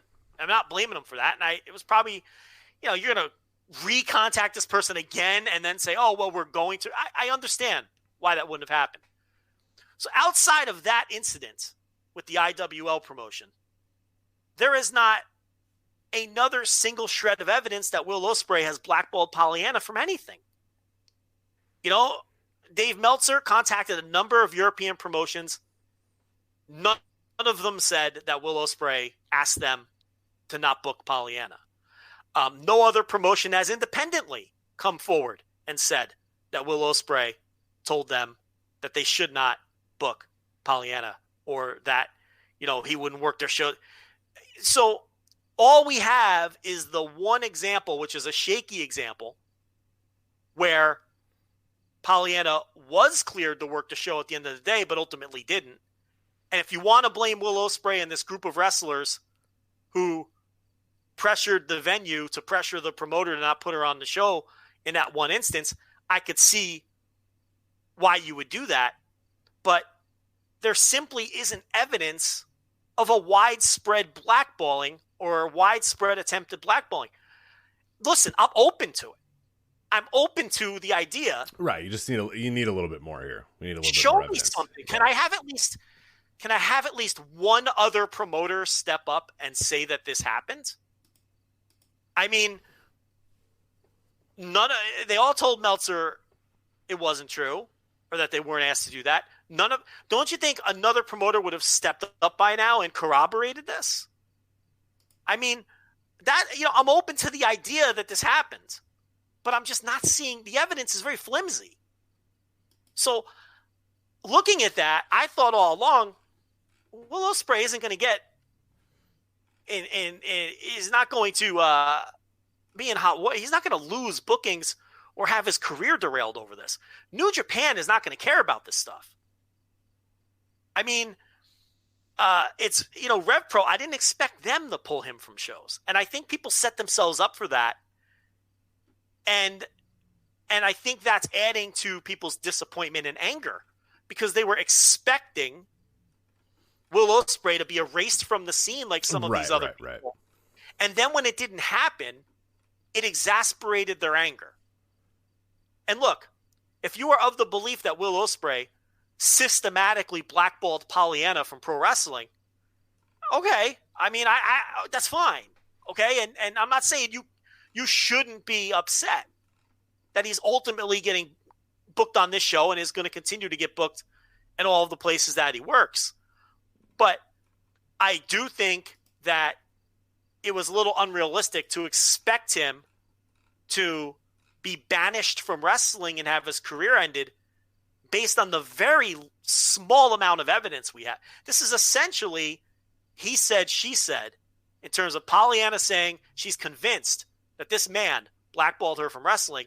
Will Ospreay denies it, and we have very little evidence that he's lying. At least to this point, we don't. We don't have that much evidence. We have one example of one promotion where at the end of the day, they had to go ahead to book her, but chose not to. And again, I'm not putting anything on the promoter. He got jerked around. That promoter got a raw deal and got put in a horrible position. And I understand why he didn't book her after the building gave him the go-ahead, because he had already canceled her. And who knows if she even would have re-accepted that booking. I wouldn't have blamed her if she didn't. I would have told him to go scratch too. Yeah, I did the same. Yeah. But it's like, I'd say, no, I'm good. So I get that. And maybe she really does believe. I believe that she believes that Will Ospreay has blackballed her from wrestling. But I believe that Will Ospreay believes that he hasn't. And is it possible that promoters, because Will Ospreay was such a big star, felt like they shouldn't book her because they didn't want to upset Will Ospreay? That's entirely right, which possible. is a different thing. You know what I mean? That's not the same as she has heat with X or whatever, or wrestler X has heat with wrestler Y, so we really want to book wrestler Y, so we're not going to book wrestler X. That happens all the time. There's numerous examples of that, and that's much different than somebody being, blackballed because they accuse somebody of sexual assault. That's a way different animal, and that's the problem right here. Is we without any evidence right now, we only see maybe the one, and we're not quite seeing the other one, and not getting super upset about the one not being treated the same. There's layers, there's levels to that for sure. There is. I mean, even if Will Ospreay at the end of the day prevented Pollyanna from being booked on that one show, that's all we have. That one show. That's not a blackballing. That's one show.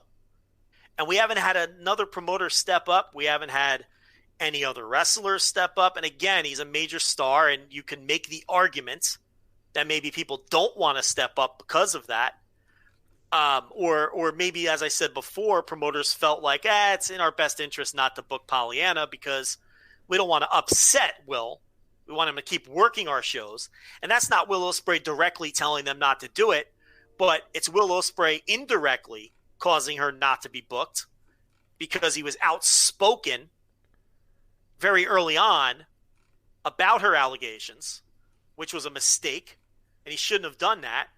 And he apologized for that, for putting out that tweet or whatever. But he denies that he blackballed. I think this is a situation where both people might be telling the truth. She might genuinely believe that he systematically blackballed her from wrestling. And he might genuinely believe that he did not do that because he never had those conversations with promoters. Right? And maybe that venue owner, acted on his own, the guy that was buddies with Ospreay, and then, but there seems to be a paper trail that a number of wrestlers didn't want her on the show. And there was heat between Pollyanna and B. Priestley going back before the allegations. And then the allegations just made everything muddier when it happened to be one of Will Ospreay's buddies that was alleged to have assaulted her. So it's a big, twisted, ugly mess. And, I don't think New Japan is going to concern themselves with this type of drama. So I think if people are hoping that Will Ospreay is not going to get booked in New Japan, you're setting yourself up for disappointment. Don't even set yourself up for that. They're definitely going to book him. I'm 100% certain they're going to book him. Oh, yeah. No doubt. And I think people just set themselves up for these disappointments, no matter where you stand. Even if you think I'm an asshole and I'm wrong, and he clearly blackballed Pollyanna from wrestling and he's a piece of shit and he did it on purpose, that's fine. But what I'm saying is don't set yourself up for the disappointment, because this guy is not going to get erased from the scene.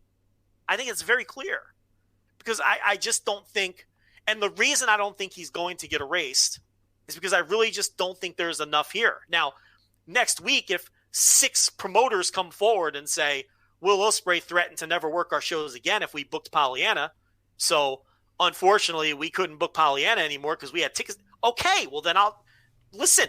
Now I'm on team fuck Will Ospreay. Wipe the guy away. Get him out of the scene. But as of right now, I think that the evidence is a little flimsy, and I don't think it's enough to where, it's just not enough there. I don't know. That's my take on it. And I think the reason the British wrestling fans are a little more fired up about this than everybody else is they're just closer to the scene. Yeah, it hits closer to home for them. So yeah, it's closer to the scene. And, and I think in a lot of instances, there's a lot of people who didn't like Will Ospreay to begin with.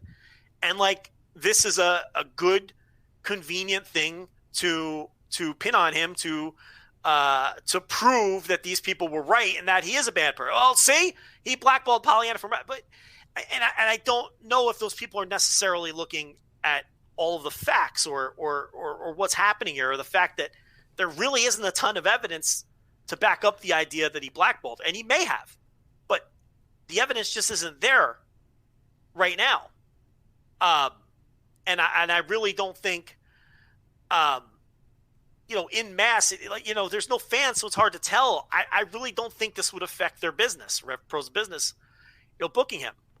Because I think a lot of people aren't aware of this type of drama, and I think a lot of people that are aware of the drama might not necessarily think that it's cut and dry that he blackballed her from wrestling. But it's just interesting that I was a little surprised that people were surprised that he was on the show. I wasn't surprised at all that he was on the show. I fully expected him to be booked on Rev Pro shows as soon as they came back. Sure. And I saw their tweet, and I was like, oh, I didn't think twice about it. And then the deluge of complaints came in, and I was a little taken aback by it, because I feel like people shouldn't be upset. Again, if you want to be upset about this, go ahead. I'm not going to tell you shouldn't be upset about this. But I was surprised that people were surprised, is basically what I'm saying. All right, so we are right up against the clock here. I think we're actually out of time, but I think we can go a little. I think we can go 5 minutes longer. Let's go a little 5 over here. I'm sure our overlords at Red Circle won't care, because I want to talk about the St. Louis Anarchy Spirit of Spalding. If we don't talk about this now, do you want to wait till next week to give it more time?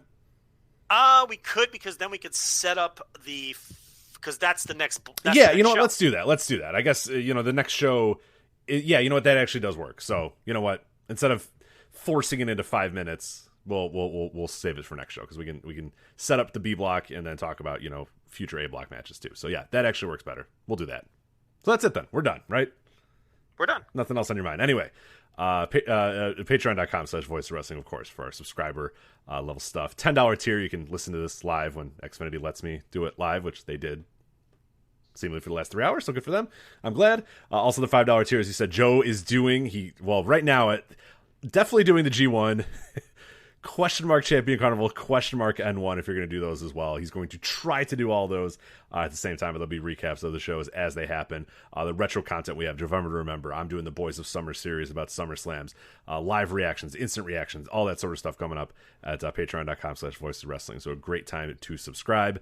And also ZipRecruiter.com/VOW, our sponsor for this episode. You go to ZipRecruiter.com, you can post your first job for free. ZipRecruiter.com/VOW. For Joe Lanza, I'm Rich Craich. We'll talk to you guys next time on the Voice of Wrestling Flagship Podcast. Take care.